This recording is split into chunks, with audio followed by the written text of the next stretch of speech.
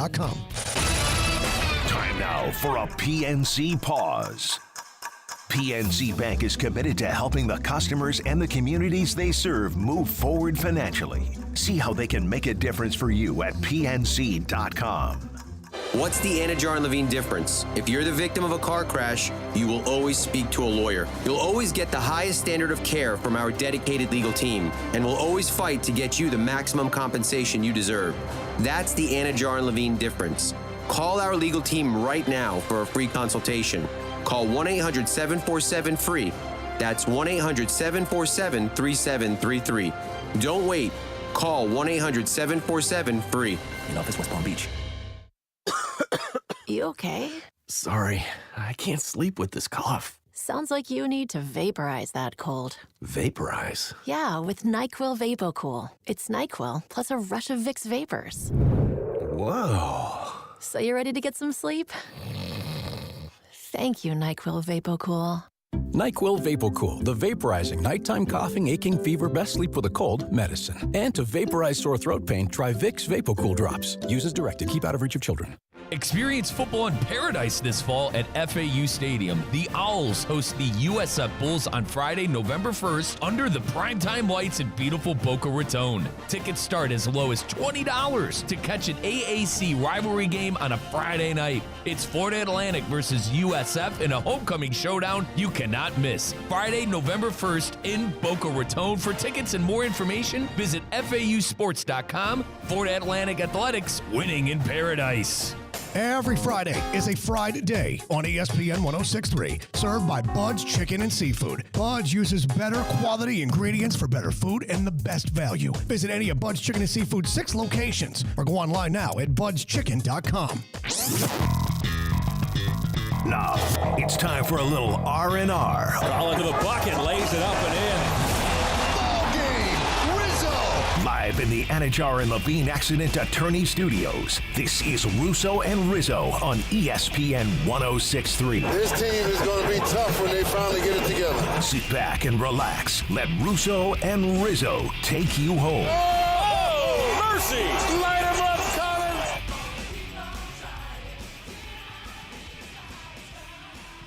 A wonderful Friday here on Russo and Rizzo, ESPN 1063. Colin Russo, Mike Rizzo, Christian Cat, of course. So, we're going to have to address the elephant in the room. Because apparently, egos are taking shots here before the weekend ends. Is that right? And that's where I stand. The Bronny James of sports radio. Or not. Everybody's got their own opinion on that. Apparently, we're already judging legacies a little early. For those who don't know, I don't love leaning into this always, but we're going to have to do it. Got no choice, kid. No choice. My father, Christopher Russo, went on the Dan Patrick Show and was baited like a child into giving an answer about the idea that Bronny is getting opportunities because of who LeBron is. And Dan Patrick asked him, complete bait. Well, what if your son was given a big opportunity with SiriusXM or ESPN TV? Would that be considered under the same umbrella? And the way he responded, he said, I'm not going to say it. I'm not going to say it. And for some reason, Dan Patrick saying, your wife is not going to you're not going to get in trouble. Your wife is not home. For some reason, that worked. For some reason, saying the fact that my mother was not home, he's all clear. And he goes, you know what? I will say it. And he says, Colin Russo is better at radio than Bronny James is at basketball. Now, listen, you could have your own opinion on Bronny and the ability as a player and whether you think he is deserving of being that Lakers spot or getting drafted or whatever you may say. Bronny James is in the NBA. This is a crazy, and all of a sudden now this whirlwind has commenced where the New York Post picked it up and all these outlets are picking it up. basically with the headline that my son is better at radio than Bronny James is at basketball. So it's not like I said this. It's not like I was the one who have these opinions. But now all of a sudden I am looped into this where everything I have ever said about Bronny, and it hasn't been positive, let's put it that way. I feel like now I'm looped in with this. So New York Post picks it up, and we got a packed show today. We got the World Series coming up tonight. Of course, we got the football over the weekend. We got Thursday Night Football last night. We got a whole lot to do. But I wanted to take the time to actually talk about this because it's funny. It's stupid. Complete bait. But now all of a sudden, is Bronny better than Colin is at basketball? How about this? You guys are both great. You're great. No, Bronny's great. I love both of you. I don't need, hold on. I love both of you. The fact that people have been asking this question and answering it that's crazy. It's a little crazy. And I listen, it's funny. I understand it. You got to take it with a laugh. But he set me up for a pretty tough spot. He knows you can handle it. Of course. He knows you can handle it. But it's funny because now all of a sudden, the question's being thrown around. It is. Hey, is Colin better at radio than Bronny James is at basketball? We'll talk to the CEO of our very own company, Craig Karmazin, in just a few short moments. About 5-10 minutes. What happened there? Wait, we're talking to We'll Craig? We'll wait on that in a minute. We're talking to Craig? I'll introduce. I want to wait till he's on the phone so we can hear it. But wow. We'll talk to Craig. Craig, we'll jump to it later. But Craig had some words to say this morning on the ESPN Wisconsin airwaves about this situation as well. And I wanted to get his thoughts on it. Colin, face to face. Your dad said what he had to say, man. That's what he thought. That's what he thinks. I don't blame the dog for speaking his mind. Sure. I don't blame the dog for that. I admire that. Fine. But to one side, you're talking about an NBA basketball player who has to get recruited, succeed at a collegiate level, get drafted, and then training camps. The athletic prowess to even stay on the court. And then on the other side of things, on the radio side of things, you got to talk, you got to talk, you got to talk, and you got to talk. It's more than that, but come on. You got to talk, and talk. It's more than that. You know that. There's a difference in playing field, if I may say. Well, yeah, it's kind of a weird comparison, no Strange. doubt. Very, very weird comparison, but. And I love how this has come up, and it's funny. But the fact that this has gotten some type of steam is the stupidest thing ever.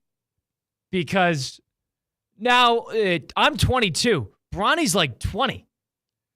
So you got a 20-year-old being compared to a 22-year-old within the realm of media. And I know it's all jokes. I understand that. I'm not really taking this seriously. And I know that I'd be shocked if the James family even made a note of this mentally. But for the sake of argument, comparing that is stupid.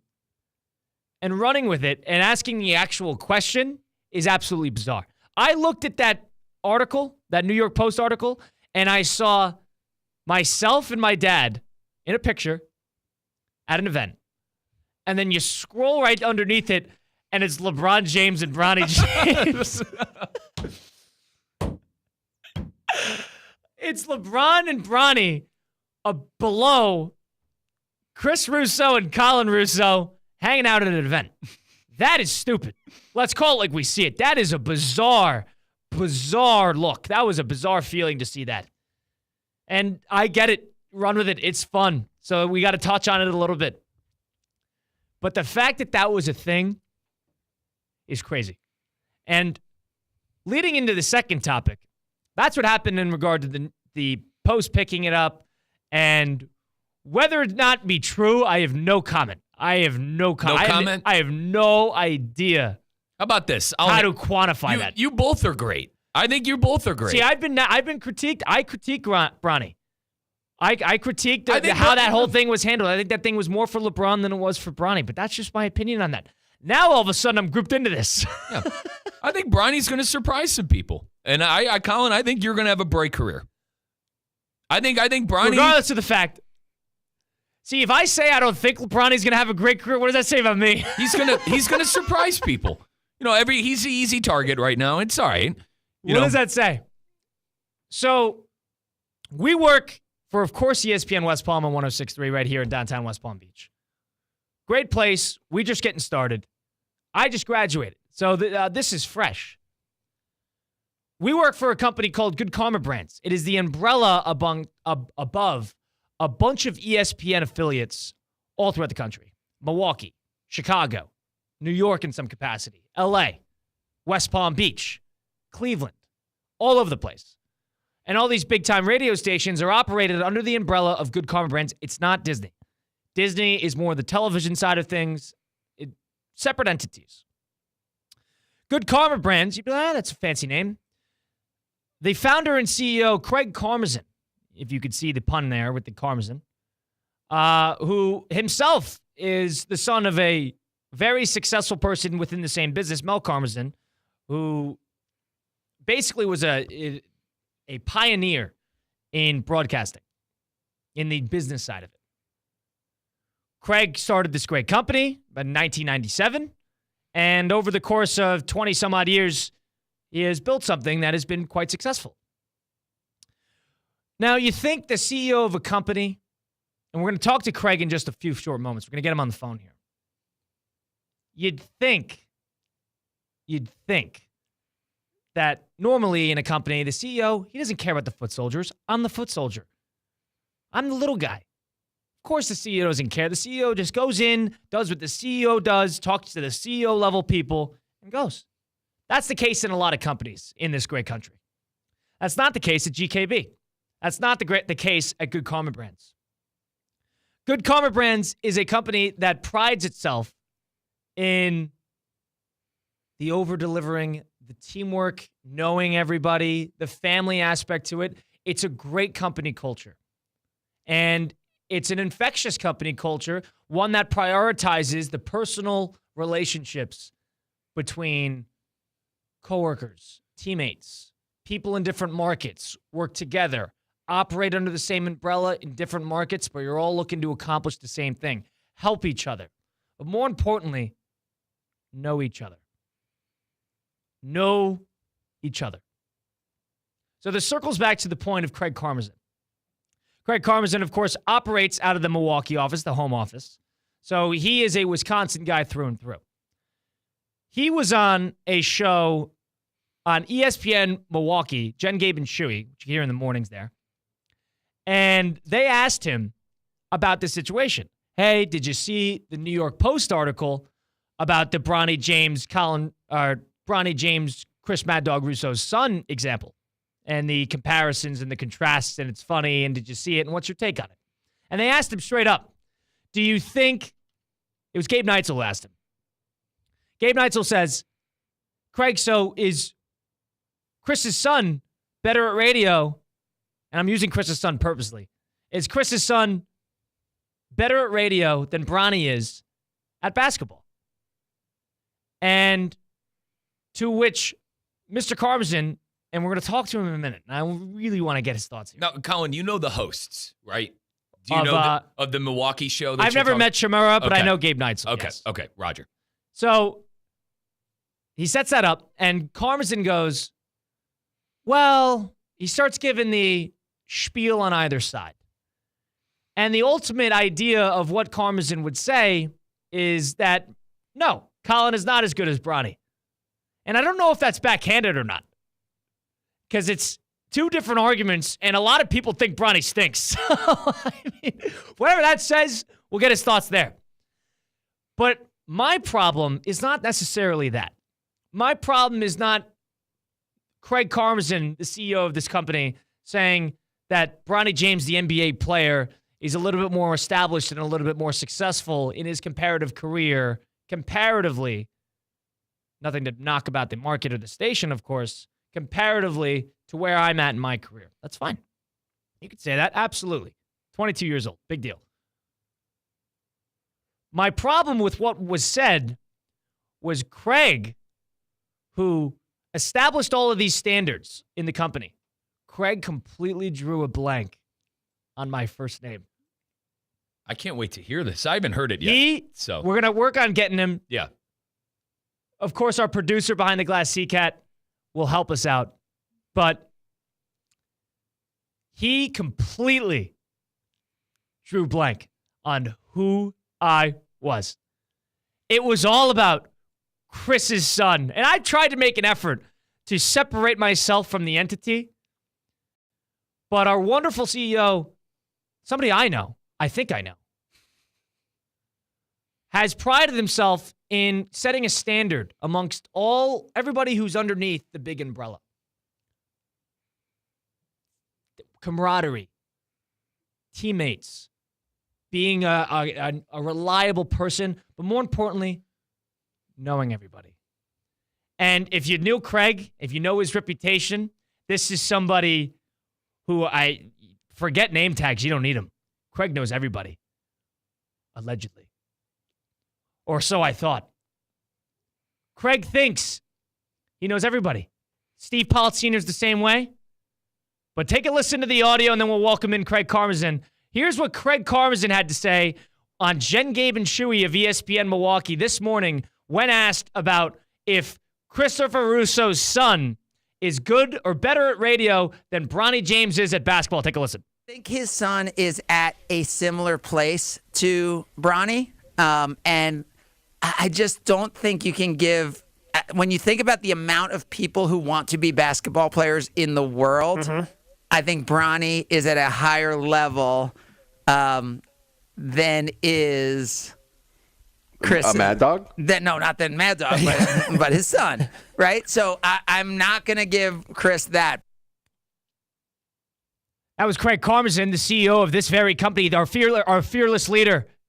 He joins us now on Russo and Rizzo on ESPN 106.3. Mr. Karmazin, you and I have met maybe once, and it was a pleasant conversation. I thought it would be enough to at least leave enough of an impression that you would know who I was.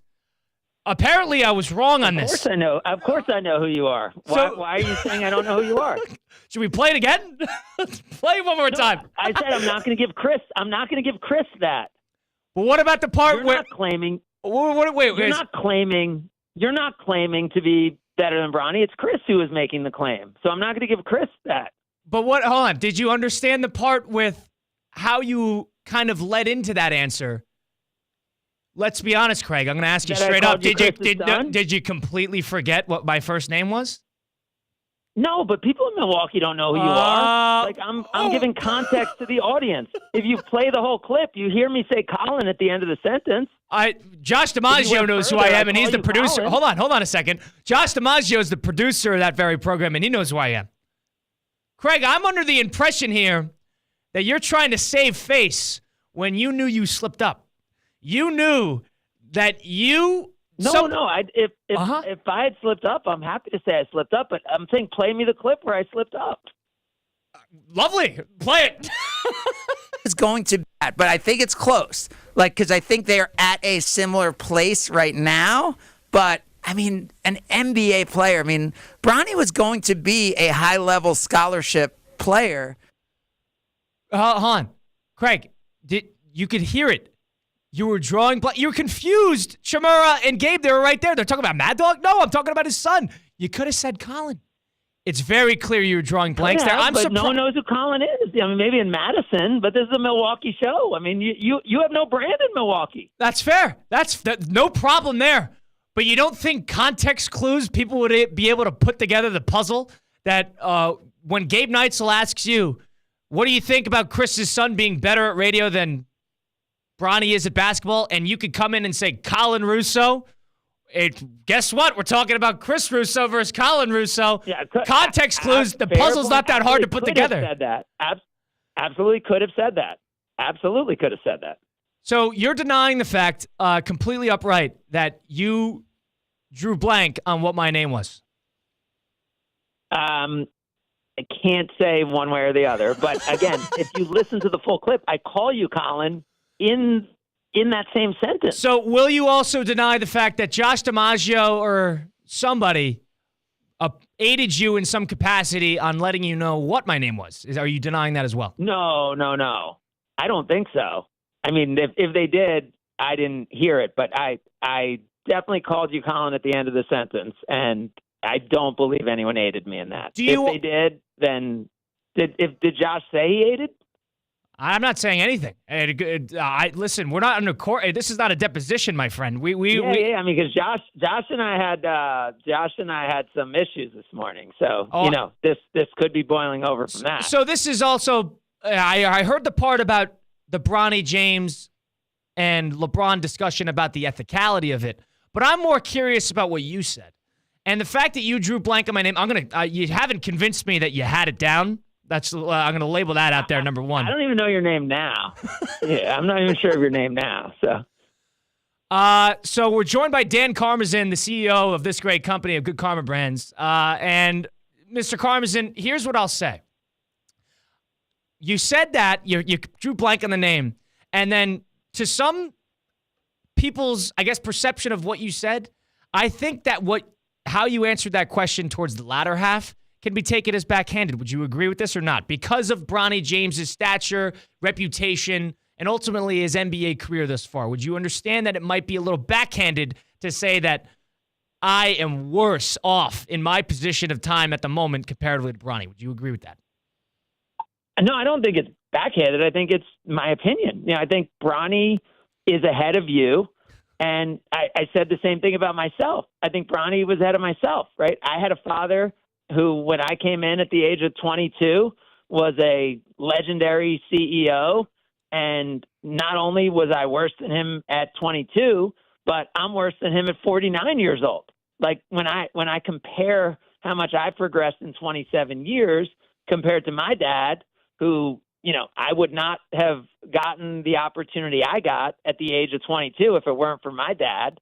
And yeah, I put Bronny 1, whatever Russo's name is 2, and then me 3. Ethan Karmazin of Good Karma Brands joining us now on Russo and Rizzo, ESPN 106.3. Mr. Karmazin, what about this? Do I need to do anything to get into the graces of being better off than what do I have to accomplish in order to leapfrog Bronny in this race that you have decided I am losing? I think you just have to achieve more in the current role because you've gotten to be a 5-day-a-week host in a top 50 market, which is a huge, huge deal. Of course. And that's why I'm saying I think you could be in the same sentence as Bronny at this point. I just think, the NBA, you're talking about a world. Like, this is a world sport. So the amount of people that he was competing with for those roster spots, to me, is just so much more significant. And so I don't think there's something you could have done to this point that would have me put him behind you. Like, it's just so significant to make the NBA when you're talking about a true global sport compared to sports radio where you have a very narrow group of people who are even competing for these opportunities comparatively. Would you say when you founded this great company 20 some odd years ago that you wanted to establish a standard of course, the over-deliver, teammates, understanding each other, working together, but more importantly, knowing everybody? Would you say that was a sort of a founding principle in which this company is based on? No. So the founding principle was really giving everyone a voice. And, at the time, all that other stuff was not anywhere. It was, I didn't want to go somewhere where I didn't have an opinion. I'd gone and worked at bigger companies, and I wanted, as a founding principle, it was really one thing, which was I wanted to give everybody a voice. That's what it was about in terms of founding principle. All right, so fast forward 20 years. Would you say now that a major principle in which how you handle yourself as the CEO of this great company, would you say that you make it a point to know everybody within the company? Yes or no? No. I mean, I try to, for the new teammates' benefit, when someone comes into the company who hasn't been an intern, hasn't been a part-timer, they spend time with me before they accept their role, their full-time role in the company. But that's not like me interviewing them. That I want people to feel safe when they're coming into this company if they don't have a base of people. So I don't want them to be intimidated by me. I don't want them to not have a relationship and feel like they've at least got to meet me, ask me any questions. So that is really important to me, that when someone's choosing to make their career with Good Karma, that they feel really safe and comfortable coming into the opportunity. How safe and comfortable do you think I feel right now knowing that our fearless leader has no idea I was even a patch on his fanny, so to speak? What would you say to that? Come on, you guys are on my TikTok algorithm. The amount of and I don't know if you have a co-host, if you even let him talk, or if this is just the Collins show. But hey, he knows it. He knows it. The amount on my algorithm, I have to get your wide receiver drafts. I mean, if I had to correct everything that you guys have done over just like the last 3 weeks in my TikTok algorithm, we wouldn't have time for the rest of the show.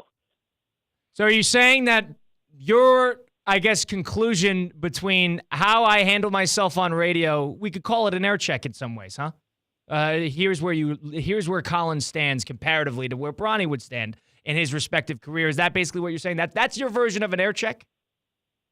No. I'm not saying it was air check. I'm just saying the fields you're in are so dramatically different that to make an NBA team after your freshman year of college is at a different level than being a 5-day-a-week host of a sports radio station. And I'm just not going to apologize for that. It's an incredible accomplishment to be a one-and-done NBA player when you're talking about a global game. And it's no knock on you.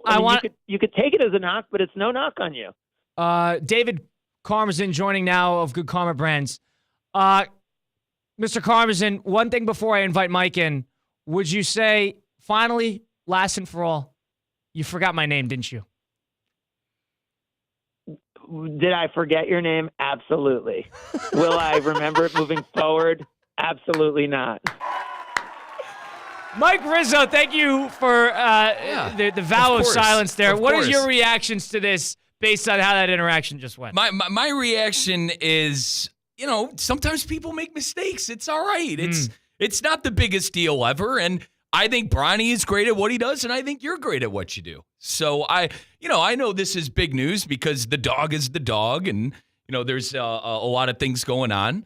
But it's fun. It's fun stuff. It's something for us to touch on today, right? Is Craig still there? No. Well, company time, huh? We lost him.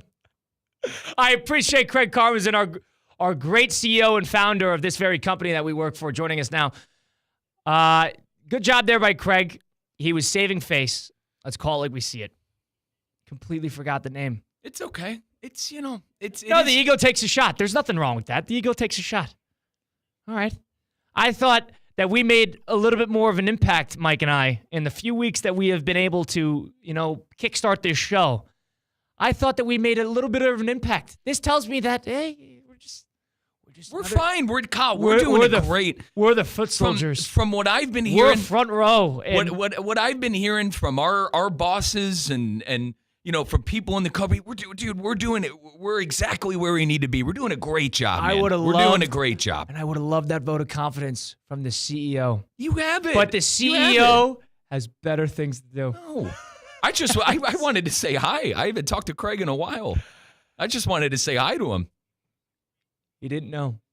The best part of that whole clip is before that, and the way he phrased the question, Gabe Neitzel and Mark Chimera of Jen, Gabe, and Chewy, they basically drew the whole picture for him. And all Craig had to do was draw in the smiley face in the middle. They said who I was, the last name involved, where I worked, where I currently work, where I'm from, how long I've been there. Basically drew the whole picture. And Craig drew a blank. Didn't you guys have, from my understanding, wasn't there a crossover at one point with a golf event? There was. Craig, I don't need to get into that story now. We don't have time. We're losing time here. But Craig and I's first interaction was myself filling in for his Sunday show, Sunday Karma, on ESPN Wisconsin. And he made me go to a golf event to fill in. I was happy to fill in. So let that be clear. But little did I know, I was walking into a monsoon at the event, and Craig backed out last second. Hey, do you want to do this? Yeah, I'll do it. Not through me, not through Craig, of course. I go in, it's a monsoon. Rain, wind in the mic, we're outdoors. It was a complete disaster. I'm still convinced to this day that the GKB meteorologists told Craig to take a rain check and call him the foot soldier. I love Craig. I appreciate him joining us there. You know what? Craig, if you're listening, I miss you, partner. Hope everything's I'm a all little right. annoyed that he forgot my name. It's a shot to the ego. But we live and we learn. We continue the conversation. Finally, some baseball talk next. No, I don't know if I am better than Bronny is at basketball. He is an NBA player who plays for the Lakers, and I am a sports radio host who talks for a living. I think it is completely mutually exclusive career paths, and I think it is hard to compare. There's the official statement. We'll continue with the World Series and what we think is going to happen next. Yankees need this game. We'll get into it next. Stick around. Russo and Rizzo, ESPN 106.3. Live from the Anajar and Levine Accident Attorney Studios. Anajar and Levine Accident Attorneys. Call 1-800-747-FREE. This is ESPN 106.3. ESPN West Palm is highlighting the best performance of the week, presented by Baptist Health Orthopedic Care. Every week, a different team will be featured across ESPN 106.3 and ESPN West Palm Play. The winning performance receives $500, courtesy of Baptist Health Orthopedic Care. Do you know a team, player, or school with a killer performance? Nominate them by emailing highschool@espnwestpalm.com. Baptist Health Orthopedic Care. Go where the pros go. Hey, it's Josh Cohen for the Accident Attorneys, Anajar and Levine. Car accidents, truck accidents, slip and fall, trip and fall. Did you get injured on the job? Workers' comp problems? My friends Mark Anajar and Glenn Levine, they will fight for you. Remember, they do not get paid unless you get paid, and they will fight to get you the maximum compensation you know you deserve. Here's what you do. You just call. Call Anajar and Levine for your absolutely free consultation. Do not settle for just any attorneys. Demand Anajar and Levine, and demand the Anajar and Levine difference. It takes just one phone call to begin to take back control of your life. So do that. Take back control of your life. Call 1-800-747-FREE. That's 1-800-747-FREE. 1-800-747-3733. Anajar and Levine, Accident Attorneys. Take back control of your life. There's something that binds us all. The constant hunger to improve. The obsession with every detail. And the reward of a custom fitting taking your game to a whole new level. We're all bound by two words said by golfers worldwide. Schedule your fitting at Edwin Watts Golf Shops. Find your local store at worldwidegolf.com. Get there.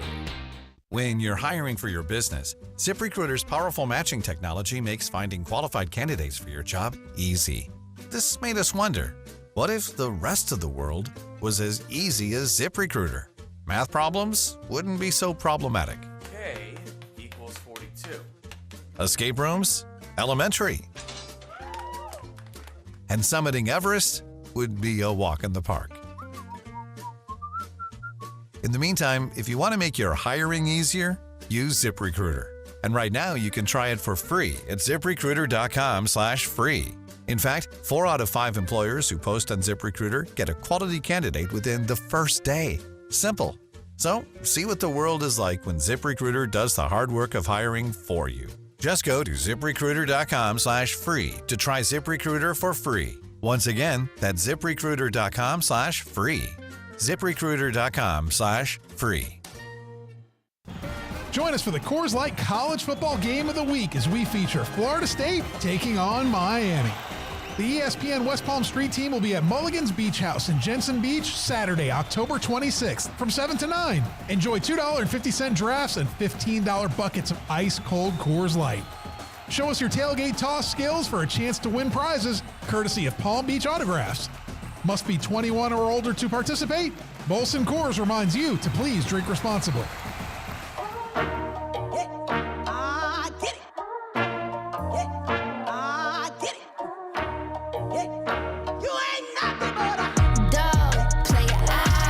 Let's get back to the Anajar and Levine Accident Attorney Studios. This is Russo and Rizzo on ESPN 106.3. most important baseball game of the year thus far. Tonight, 8:08, first pitch on Fox. The New York Yankees taking on the Los Angeles Dodgers. 12th time those teams have played in the Fall Classic, first since 1981, in which the Dodgers won that one. Yankees won 2 straight, 77-78. Bit of a rivalry in those days. But now the Yankees and Dodgers finally face off as two of the premier programs, or premier franchises in Major League Baseball, who are always in it, who always seem to be in the mix, top of the standings, in the championship series, in the division series, whatever it may be. But they never seem to meet at the big one. A lot of this can be attributed to the Yankees because, of course, the Dodgers have been there a couple times. But now we could finally see it. Garrett Cole on the mound, Jack Flaherty on the mound for the Los Angeles Dodgers. It's Russo and Rizzo, ESPN 106.3. Colin Russo, Mike Rizzo, Christian Cat, of course, behind the glass. This is a big game, I think, for the Yankees more so than it is for the Dodgers. Would you agree with this? I believe so because Cole's on the bump. I still can't believe the Dodgers are pitching Flaherty with the 7 ERA. But the thing about this is their game one starter. It's not like they're going to use Buehler in a spot where they need to utilize the bullpen more. I understand. I guess more or less I'm surprised that, look, and I've watched the Dodgers all postseason long. I just can't believe this is what it's come to, right? A journeyman that they got at the trade deadline. And listen, that's why you went out and made the deal and got Jack Flaherty because you needed pitching. I understand that.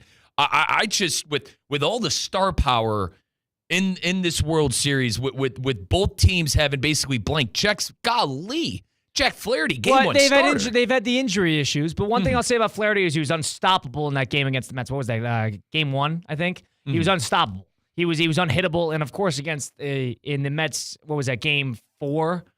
That he really started to waver a little bit. So and they banged him around. Game 5, they banged him around a little bit. But on the flip side of things, this is not the most important game for the Dodgers. This is the most important game for the Yankees. Like you said, Cole's on the bump. You need to win both the Cole games. That's going to be game 1 and 5. One's in Dodger Stadium, one's at Yankee Stadium. You're going to need to win both.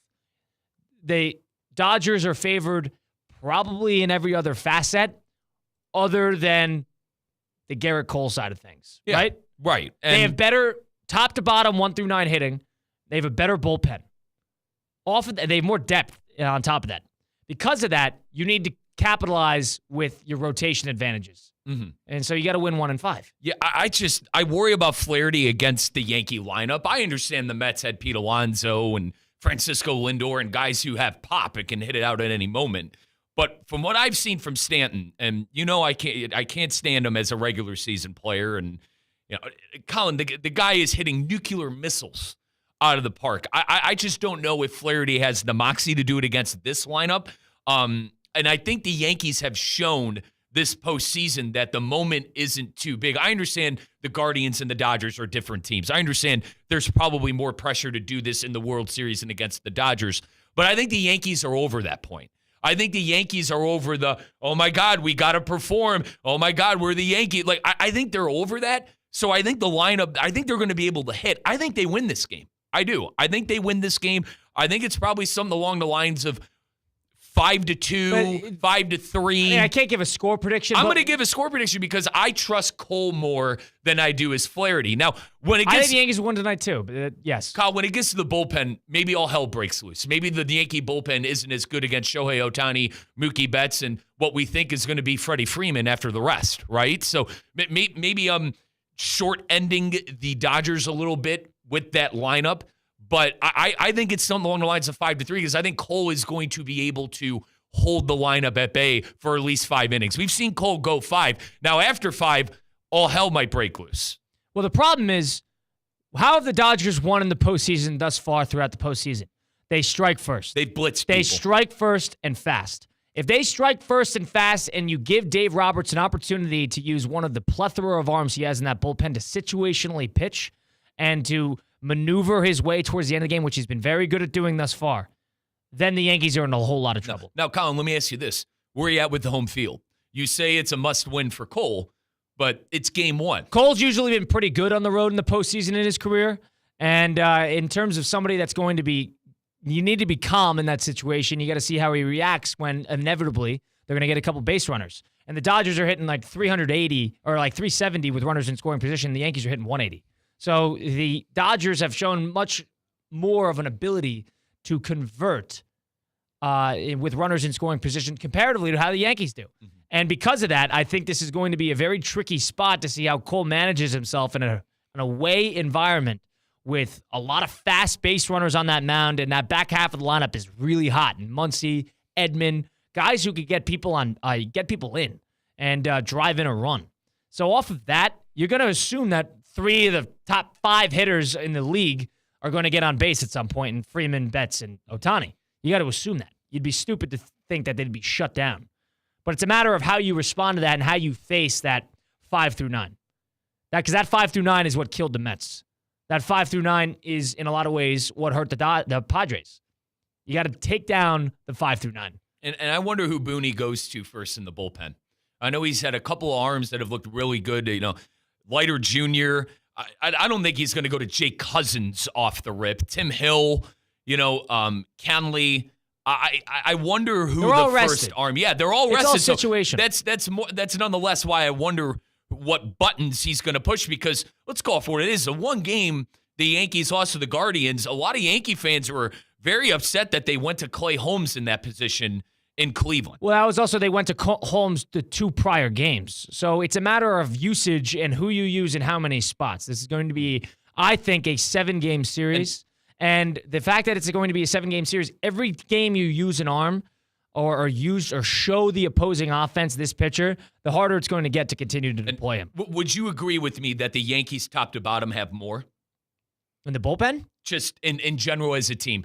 Lineup, pitching, starting pitching, I'd say bullpen. the Dodgers. I think the Dodgers have more top to bottom. Okay. I think the Dodgers have more in 1 through 9 in terms of what they're getting out of their 1 through 9. And I think the Yankees probably have an edge in starting pitching. Dodgers have the edge in bullpen. And in hitting, I mean, you got 2. I think you got an hitting's equal. excellent. I don't think so. Okay, you think No. Dodgers. Absolutely. Because you got Verdugo, Wells, guys who are pretty inconsistent in a big spot. They had some good at-bats against the Guardians, but this is a different animal. Muncy, Edman, guys in that back half of the lineup, Hernandez, have been out-freaking standing in a big spot. Edman has been their best hitter. So off of that alone, the Yankees don't have that. They don't have that 2A that is going to come out and all of a sudden there's 2 men on base in scoring position when you're reaching the first half of the lineup. So they more or less need that spark from Soto and Judge and Stanton. Let's think about how the Yankees have capitalized. You said it yourself. They showed it against the Royals too. The Yankees are very fortunate to a lot of pitching mishaps, whether it be wild pitches or early walks or, utilizing the base path or base runners well. The Yankees have been fortunate with a couple calls that Jazz Chisholm won in Game 2 against the Royals. There's a couple times here where the Yankees have been very fortunate to get runs in. Mm-hmm. The Dodgers have been excellent in bringing in runs offensively. Just off of that alone, of course they get the edge. I feel like the Yankees, you brought up the batting average with runners in scoring position. Colin, why do I feel like in that series against the Guards, with 2 outs is where the damage happened? Like Stanton with 2 outs hits a nuclear missile to left field. I was on both sides too. Soto, agreed. Soto, the bomb in the 10th inning with 2 outs, and you thought Gaddis was going to get out of it. I think that's going to happen again here. I do. I think that's going to happen again here for the Yankees. We talk about theme, we talk about mojo and all that. I mean, Soto and Stanton, and I think Judge proved in that Guardian series as well. These guys are going to step up in the big moments. Now, the one thing I'll say that is the Guardians are not the Dodgers. Have the Dodgers been in big moments like that where they needed the key home runs and long balls? Yes, because they won Game 5 and Game 4 against San Diego. Okay. And the pitching shut them down. And the Mets showed a little bit of life, and the Dodgers buried them after Game 5. So this is a situation now where the Dodgers are pretty battle-tested, and they have a battle-tested manager who have played it, and a multitude of players who have played in big spots, not even just for the Dodgers, but for other franchises too. They're going to be a really, really tough out. I would say the Dodgers are probably favored, but I think the Yankees got a little bit of mojo and magic. We'll get into a little bit of more of that next. It's Russo and Rizzo, but 888-760-3776, the number to get into the program. What's your prediction for tonight? Is this a must-win for the Yankees with Cole on the bump? Is this a more important Game 1 for the Yankees than the Dodgers? Taking World Series predictions. Call in 888-760-3776. We'll continue the conversation next. It's Russo and Rizzo, ESPN 106.3. Live from the Anajar and Levine Accident Attorney Studios. Anajar and Levine Accident Attorneys. Call 1-800-747-FREE. This is ESPN 1063. Fall in love with your favorite sweet treats at DQ Grill and Chill. Featuring the blizzards of the month, pumpkin pie with world-famous soft serve, real pumpkin pieces, whipped topping, and nutmeg. Or the French silk pie blizzard, combining all those iconic velvety rich flavors, plus new blizzards on DQ's fall menu, such as caramel Java chip, Reese's Pieces cookie dough, and salted caramel truffle. If that's too much and need a quick kick, try the new DQ White Mocha Shake. DQ Grill and Chill with 2 locations, 4828 Lake Worth Road, and US 1, just south of Northlake. Hi, this is Scott Smith of Smith Ball, Baez, and Prather, Florida Injury Lawyers. I have said it many times before, and I will continue to say it for many years to come. There is never a good time for a car accident to occur, and most certainly never ever a good time to suffer injuries in any type of an accident. The accident and its overall aftermath will usually cause pain, difficulty, and stress. Florida law allows accident victims to recover compensation for such losses, injuries, and damages. But such recovery is often not obtained easily and can require a lengthy fight with an insurance company. If you've been injured in an accident, call us now. Don't delay. The initial consultation is completely free of charge. The sooner you call us, the sooner we can put our experienced legal team to work for you. Don't hesitate or pause for another minute. Our experience, knowledge, and resources could be working for you just minutes after the call. If you've been injured, the lawyers at Smith Ball, Baez, and Prather will help. Call us at 500-HELP, 500-HELP. With Smith Ball, Baez, and Prather, help is just a phone call away. Offices Palm Beach Gardens, Boca Raton, and Port St. Lucie. VIP experiences await at South Florida's only PGA Tour event. The Cognizant Classic in the Palm Beaches is upping the golf game February 27th through March 2nd with new luxury hospitality venues. Host colleagues and clients at the Shoreline Suites. Mingle with friends and family in the 1909 Terrace. Or treat yourself to the ultimate VIP week at the Yellow Flamingo Club. Limited spots remain. Inquire now at thecognizantclassic.com.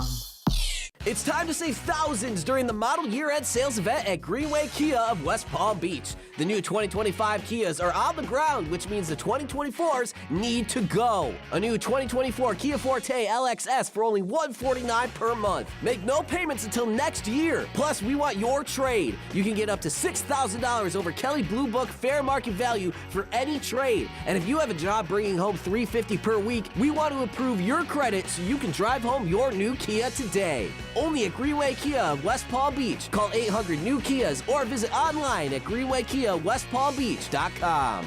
Qualified applicants through KFA, 24-month lease, $34.99 due at signing, 10,000 miles per year, 0 security deposit required, plus tax tag and $9.99 admin fee. Negative equity refinanced. 90 days deferred payments. Interest accrues from date of purchase. Discount includes all factory rebates to dealer. Offers don't combine. Expires 11/5/24. We want to see ya in a Greenway Kia. Oh, nah, nah.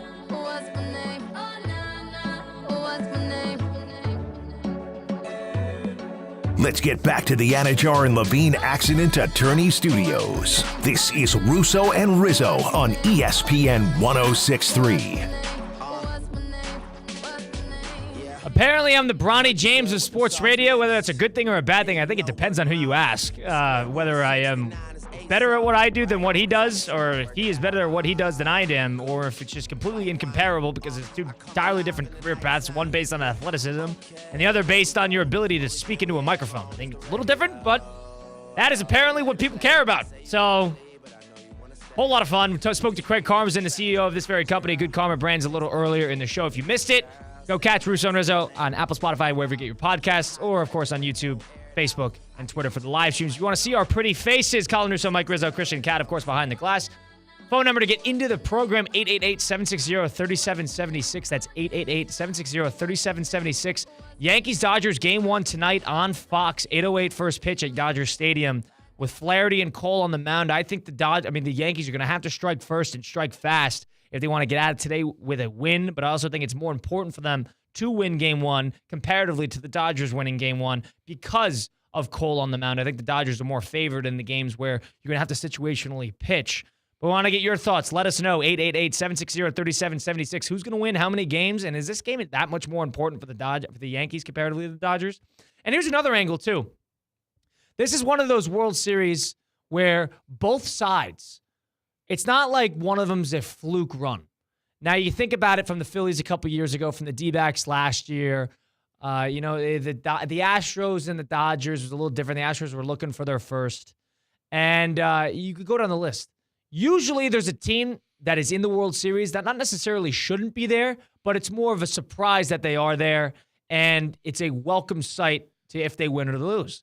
This is a situation in which both of these franchises have been on the top of the MLB in terms of standings and production for the past number of years, right, and two, that invest the most resources into these teams.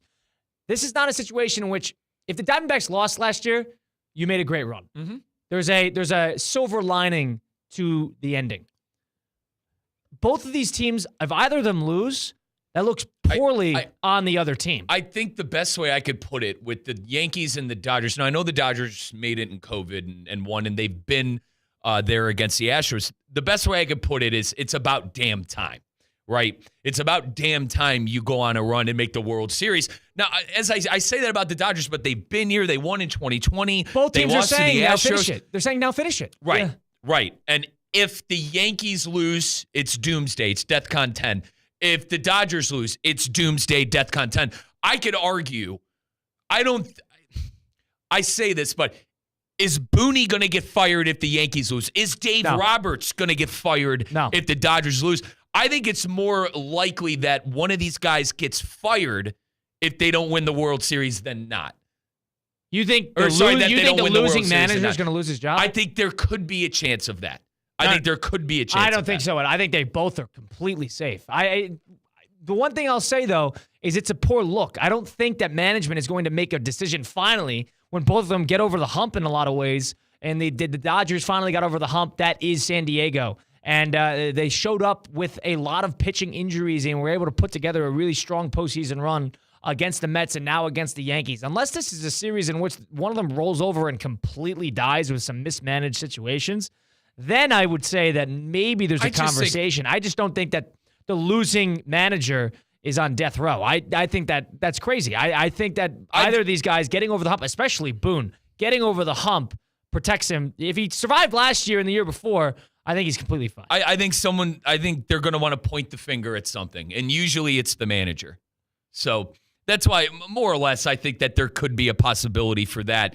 But it's crazy that, like, if you lose in 7 games, I hear you. If you lose in 7 games, it's like, we fought hard. It was a great team, 2 great teams in this series. If someone gets absolutely blitzed in 5 games, 4 games, or whatever, then yes. Now, C-Cat, I want to loop you into the conversation. A Yankee fan yourself, I don't agree with this. I think that both managers are completely safe regardless of what happens, but what's your take? Didn't you guys hated Boone. You guys hate Boone. Yeah, missing the playoffs, like Russo said, if the Yankees didn't fire Aaron Boone after missing the playoffs last year, they're not going to fire their manager because they lost to the Dodgers with Shohei Ohtani, Mookie Betts, one of the best iterations of that team we've seen in a long time. His job is safe. No matter what, they can get swept in 4 games. It's okay. I just feel like I think a really mismanaged, god-awful situation would the only thing that might open a can of worms. That's the only thing. I think aren't the Dodgers, like, I thought they were a little over Roberts as well. But I mean, I don't know. I don't know enough about what the Dodgers think, but I mean, they just got Ohtani in the mix. In terms of organizing pitching, Roberts is, especially with the lead, is second to none in terms of how good he is. Maybe I am miles off this, Kyle, but I think it's going to be a huge deal. Whoever loses this series is going to be a really big deal no matter what. Not for the Yankees. I think it's a goal. It's a bad. I agree. I agree you're with that. a Yankee fan, though. I agree with the idea that there's a hump that they got over, but the Yankees need to finish it. You guys That's know both teams' themes coming in. Finish it. It's the end of the world if one of these teams doesn't finish in the World Series. That's the case. That's the theme of this series. Yes, that's why it's good. Yeah. I've said it all leading up into the playoffs. I've said it. The goal is to make the World Series. That's the goal. If the Yankees did not make it here, it's DEFCON 5. Heads will roll. That's it. But if the Yankees don't win the World Series right here, right now, they can always re-sign Soto. It looks like that's going to happen again and run it back. I respect a Yankee fan like you, C-Cat, because I know that's not what fellow Yankee fans. He would not have said that a week ago, by the way. I don't think there's a chance. I would have. I think No, he wouldn't have said that about you. I don't. Wait, I'm miles Rizzo, off you mentioned that you respect a Yankee fan like him. I'm like, would you have said That's that true. after Game 5? Lighting Cleveland on fire and calling them all bad things. Colin, he basically said my city's a dumpster. Of course and everyone who lives in it is a trash. Yes, I did say that. Back to the fact that matter. I think majority of Yankee fans are what we are saying. If they don't win this, it's the end of the world. You know how they are with their championships, and when you're there, you got to capitalize. This is the Yankees. We only accept championships. And then when was the last one? 2010. 9. They're due. They're due. Of course, but to that point, I think that if you consider this from the Dodgers' perspective as well, a lot of people don't think that 2020 series, the COVID year. The sites. I know the COVID year. But they weren't playing at home fields. It was the neutral sites. I was thinking. They trying to find the neutral sites. So Colin, in the NBA and in the MLB, they call them the Mickey Mouse Championships. Well, I don't think it's a Mickey Mouse Championship, but they still had to play. It was an expanded playoff. They still had to play, and they still beat everybody. But it's not the same. Before that, there's a long amount of time between championships. 88. So all of a sudden, the Dodgers still have that stigma about them that they haven't won one, had the parade, did a whole thing in Dodger Stadium or in Yankee Stadium with fans and fans of the actual teams that are there in the cities. So I think there's a little bit of a hump that they have to get over as well, especially the fact that they've been there, been to Game 7s in it. And I know they got killed by the Red Sox, but they were right there with the Astros, whether they cheated or not. This is a situation in which the Dodgers need to get over that hump. Now, to the Yankees side of things, I don't think that it's not DEFCON 5 if they lose, but this is a situation which both teams, rarely this happens in the MLB, where both teams in the World Series, it's you got to finish the job. This is the year you finish the job. I think that is the theme of the series. Both teams have to finish the job. That is not usually the case with the World Series. You have a chance to go legend in this World Series. It's the Yankees and the Dodgers. If you step up in a big moment, have a big hit. It's a historic matchup. Yes. 12th time they've done it. They met 100 times in the 40s and the 50s. Of course, they played too late in the 70s and early in the 80s. This is a historic amount of buzz surrounding this postseason, at least in the last couple of years. If you come out and lay an egg, you can't say that this would be that pat on the back. At least we made it here. I can't think that the Yankees would think like that. But the drought was making the World Series. It was both making and winning. I agree. I think that's a weight off their shoulders.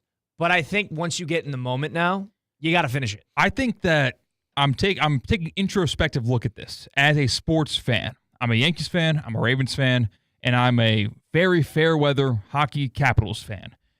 Every time that those three teams have made it to the Stanley Cup, World Series, Super Bowl, they've won the game. I've never experienced a championship loss. And I think once I experience that, I might sing a different tune, if that makes sense. I think making it to the big game, making it to the series, that is a higher jump from sadness to happiness than winning and losing it. I guess the AL pennant happiness might oversat, but this is all of a sudden. I think the second that first pitch is thrown tonight, you're going to be you're going to lock in, and this is it. Yeah, it might be life or death. This is it, and this is the moment. You don't remember the Diamondbacks series? Wasn't old enough, unfortunately. Okay. But that is a situation now where both franchises, there's no Diamondbacks in here. There's no not fluke, but Mickey Mouse team. Heat run. I wouldn't call it a Mickey Mouse, but these teams make runs. There's no team that shouldn't be there in hindsight that is there. But wouldn't that make it more must win for the team that should be there? Maybe. If it's a mismatch? Maybe, but the fact that it's both sides, both that's your point. Both sides is must win. That's the theme of the series. Both sides is must win. You got to play for Soto's contract. You got to play to make sure he's back in the Yankees, whether you think he's coming back or not, who knows? Because that's a lot of money they're going to be playing with. You got to play. This is must win to retain him and to make sure that the Yankees and New York, for that matter, can get back to the promised land because they haven't been there in forever. And then you flip onto the Dodgers side. They spent all this money. Yamamoto, $300 million. Ohtani, $700 million. Making a move to go get Freeman. Making a move to go get Betts. Now it's time to make it worth it.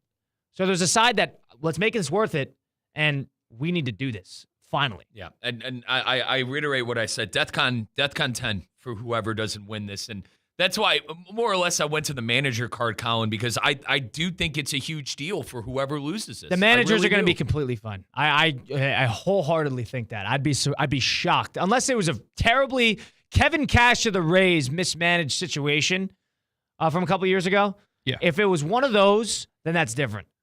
But if it is a situation in which, you just get beat, the bullpen gets banged around a little bit, you use Holmes once too many times, that's one thing.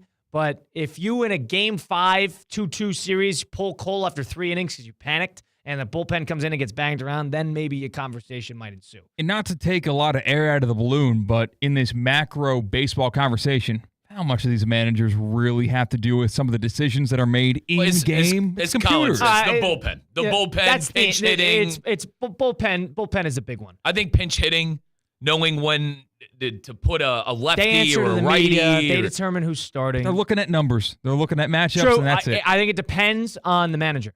There's some managers. Yeah. Scott Cervais, most famously, had a lot of terrible situations with the Mariners and how he ran that, especially in that Astros series where the Astros won in 2022. Cervais went analytical and put in Robbie Ray at the end of the game, which allowed him a walk-off home run for Yordan Alvarez, if you remember. I think that was Game 5, but I could be wrong. But he went all full analytical, got burned because of it. He lasted another year, but they eventually got rid of him. And he was a big analytical guy. But there's some guys that swear by the power of feel and the power of in the moment. So I think it's going to be, Bochy is a big one on that. Just looking at your guy on the mound, he does not look confident. He does not look who's going to mow down the 1, 2, 3 of this World Series order. Let me get him the hell out of there. Yeah. So that is manager to manager. But this is a huge, the way I look at it, both sides are must win. And that, to me, is going to shape up for some pretty freaking great baseball. Starting tonight, World Series Game 1. You think the Yankees will win tonight, C-Cat? It's a Garrett Cole start. You got to win do you one in agree- L.A. If do they're you- going to win one of them, it's going to be tonight. Do you agree that they need to win both the Cole starts in order to win this series? I think they lose one Cole start. I think they're dead. No, they got to win one out of the two.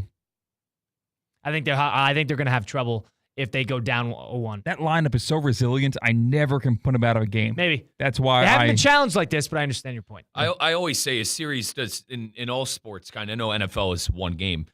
In all series, playoff series, in any sport, it doesn't start until a road team wins.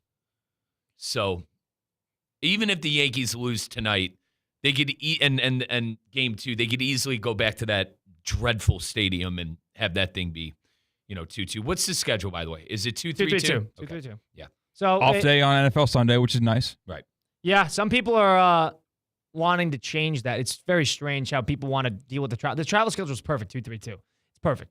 And whether it's advantageous, like in the way that, if you steal one, all of a sudden 3 at home changes the whole series. Yeah, that's the way home field works. If you lose 1 at home, flips in the other direction. Game 1 of the World Series tonight. Dodgers, Yankees, 8:08 first pitch. Flaherty versus Cole on the mound. Both teams well rested. Both bullpens rested now. This is a battle of the Titans starting in Los Angeles tonight. I think that the Yankees are going to win this one. I think this series has Yankees in 7 written all over it. Yep, agreed. Or Dodgers. I think this is going 7. Would you agree with the C-Cat? I forget what I predicted before. We did social. I think I'm going to go Yankees in 6. I think they win it at home. Yankees in 7. They win tonight 5-3. And I can't give a score prediction, but what I will say is I think it will be a 7-game series. I think the Yankees will steal it game 7. If they win it in 6, they would not win it in New York. I got that wrong. No, they'll win Los Angeles. I want them to win it in New York. Yankees in 5, you want them to win I guess. in 4? Yankees in 5. Yeah, let's do it. I want them to win the Bronx. I really do. That's C-Cat. Mike Rizzo, Colin Russo here on Russo and Rizzo, ESPN 106.3. We'll do a little 5 at 5, do a little NFL. Next, we're going to talk at Fat Jack's course at fatjacksports.com at 5:30. Get some insight into some picks. Stick around for that. We've got the 5 at 5 coming up next. Stick around. Russo and Rizzo, ESPN 106.3. Anajar and Levine. Call 1-800-747-FREE. That's 1-800-747-3733. ESPN 106.3. WUUB Jupiter, a Good Karma Brands radio station. Theo here. EDS is yes. You've heard me say that over and over. So I need you to keep this website in mind too. EDSIsYes.com. For the most trusted AC specialist here in Palm Beach County, EDSIsYes.com. For 24/7 support, EDS is a trained comfort specialist. It's hard to stop a train. There are so many reasons why EDS is yes when it comes to your air conditioning and plumbing. EDSIsYes.com. That's EDSIsYes.com. Sports fans, it's the best time of the year. It's fall when everything is happening. Football's back. Fighting gets real. Baseball playoffs. Get ahead of the action. Plan your time now to be at Twin Peaks, the ultimate guys lodge, the ultimate sports lodge. Never ever recover to watch any fights, any MMA, UFC, or boxing pay-per-views. Always watch for free. Of course, the eats, the drinks, the signature scenic views, and of course, Twin Peaks 29-degree ice-cold beer made from scratch favorites like their burgers, wings, mozzarella bites, and so much more. Happy hour weekdays. Take advantage of $5 man-sized drafts. And remember, never ever pay a cover to watch any of the fights. Your official UFC fight headquarters is your official football headquarters all week long, all season long. Eats, drinks, scenic views, 29-degree beers. Twin Peaks, the ultimate guys lodge for everything sports.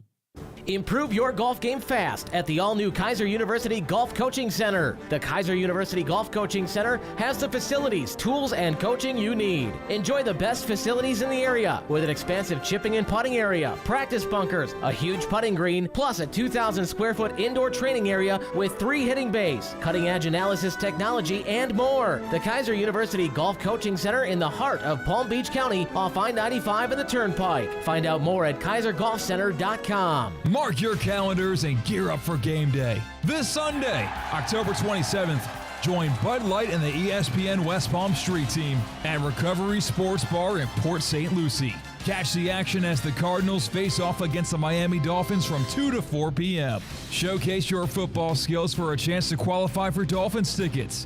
Enjoy $20 Bud Light buckets while you cheer on the Fins. Must be 21 or older to participate. Southern Eagle reminds you to please drink responsibly.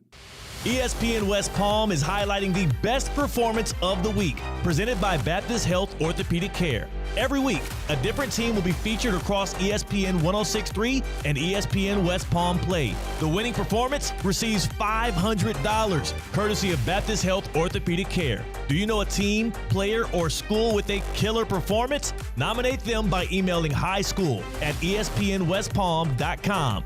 Baptist Health Orthopedic Care. Go where the pros go. Time now for a PNC pause. PNC Bank is committed to making a difference in the lives of the customers they serve in the South Florida community. See how at PNC.com. You're listening to ESPN 106.3. Welcome to Homestead Miami, your home for the racing high life. A track as vibrant and colorful as South Florida. An Xfinity and Craftsman Truck Series playoffs doubleheader on Saturday. A Cup Series playoffs showdown on Sunday. And it's all caliente. Side by side for the race lead. NASCAR playoffs weekend at Homestead Miami Speedway, October 26th and 27th. Get your tickets now at homesteadmiamispeedway.com. Hell of a job, guys. Every Friday is a fried day on ESPN 106.3, served by Bud's Chicken and Seafood. Bud's uses better quality ingredients for better food and the best value. Visit any of Bud's Chicken and Seafood's 6 locations or go online now at budschicken.com. Now, it's time for a little R&R. All into the bucket, lays it up and in. Live in the Anajar and Levine Accident Attorney Studios, this is Russo and Rizzo on ESPN 106.3. This team is going to be tough when they finally get it together. Sit back and relax. Let Russo and Rizzo take you home. Oh, mercy! Light him up, Colin! Second hour here, Russo and Rizzo on a Friday edition. ESPN 106.3 at the City Place Studios in downtown West Palm Beach. Colin Russo, Mike Rizzo, Christian Cat, of course, behind the glass. It's Russo and Rizzo. Packed weekend this weekend, a ton of football, a ton of baseball, a whole lot to watch. The Bud Light Football Tour is back as Florida State takes on the University of Miami. This weekend, join the ESPN West Palm Street team this Saturday, October 26th from 5 to 7 p.m. at the Boulevard in Boynton Beach. Come show us your football skills as we'll be giving away tickets to a University of Miami game. Don't miss that. Drink specials include buckets of Bud Lights for $20 and $25 for Ultras. Must be 21 plus or older to participate. Southern Eagle reminds you to please drink responsibly. Well, you got a little taste of C-Cat last segment. He's with us, the program now. We'll talk to Fat Jack, of course, at 5:30. Give him an insight into our picks.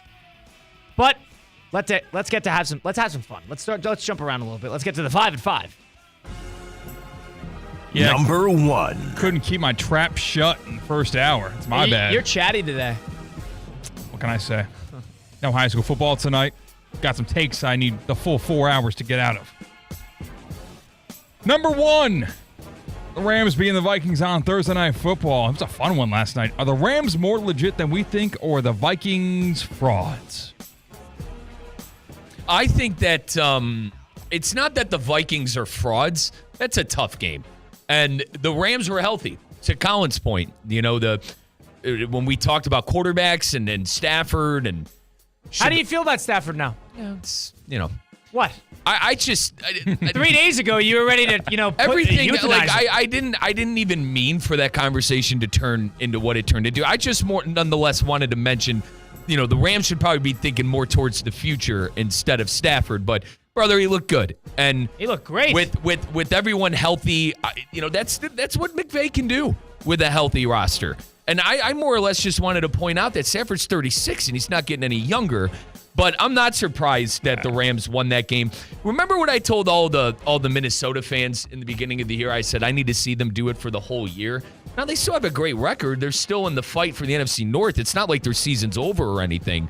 But that's why I kind of went on caution on the side of the Vikings, because you have 17 games to play. We'll see what it looks like at the end of the year. They're not out of it by any means, but that was a big win for the Rams last night, and I thought it was a good chance for the Vikings to get back on track after the loss against the Lions. Rams next 5. They got a long week now at Seahawks, home against the Dolphins, at the Patriots, home against the Eagles, and then at the Saints. That is not a tough schedule at all. The Rams now 3-4. With 3 teams in that division at 3-4. This is going to be a position now where the Rams can now make a run now that they're healthy, because that's a different team. When Kupp and Nakua are out there and when they got a couple more offensive linemen healthy, it's a different team.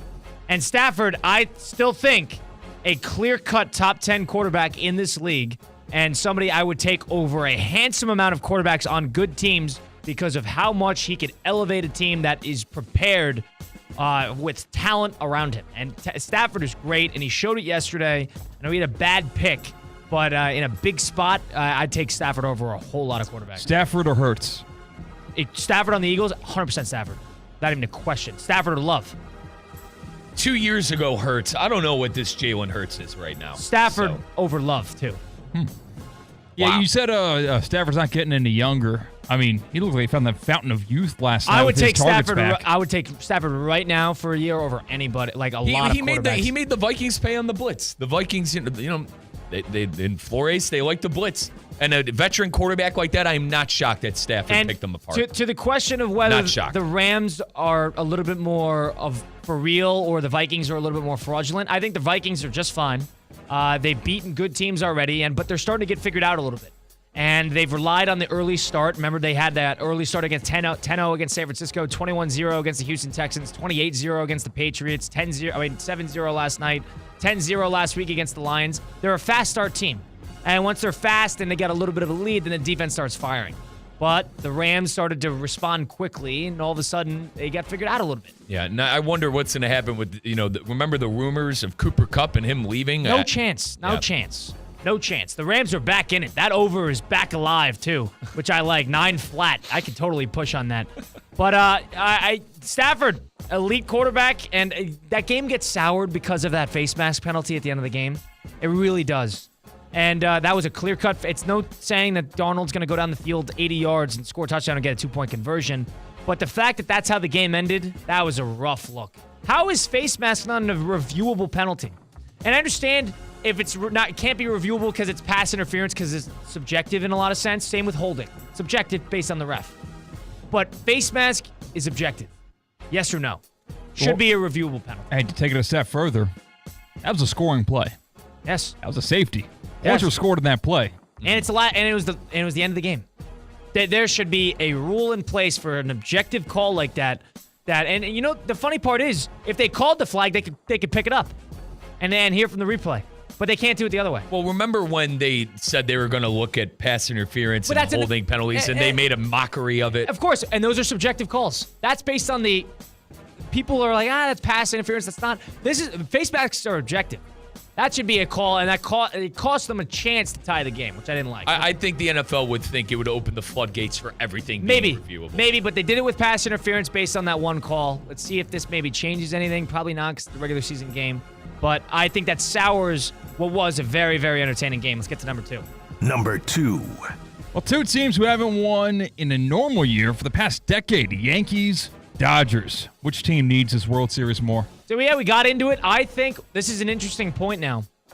I would say the Yankees because of that actual true drought since 2009. But the Dodgers have not seen that much postseason World Series success since the 80s. And because of that, since Sorter was the manager. And off of that, I think that there's an argument to be made about the Dodgers. But in terms of that recency, that stigma surrounding New York, especially as a city, LA, the Lakers, I know they won a title recently there. So, like, there's teams that have had success in the LA area. The New York is desperate. They are starving for a big-time series. I know the Rangers have been in it. The Islanders have been in it a couple times. They're starving for a championship. That's why I go with the Yankees. I think it's, like, how do you rate the COVID championship by the Dodgers? I think that's what this comes down to. Me, personally, it was a shortened series, and I thought a lot of it was fluky. In my opinion, but a championship's a championship. I understand that. I just don't rate it that high, but I still put the Yankees on here. Just because it's the Yankees, just because there's the stigmatism of it. With all due respect to the Dodgers, I know they're probably the second or third most popular baseball team in the MLB, but just because it's the Yankees, knowing those fans, the New York media, and I more or less said I think a coach could be let go just because someone's going to want to point a finger at the end of whoever loses this. You guys kind of talked me off that a little bit. But who knows? Maybe Boone loses this and just goes, I can't do this anymore, and steps down. And maybe something like that happens. I doubt that 100% too. I think both managers will be completely safe. But you seem to be on the other side of this. You think Dodgers? Who this matters more for? Yeah. Who needs it more? The Dodgers need it more. The Yankees needed the pennant more than the Dodgers, but the Dodgers need the World Series more than the Yankees. Is it because of the payroll?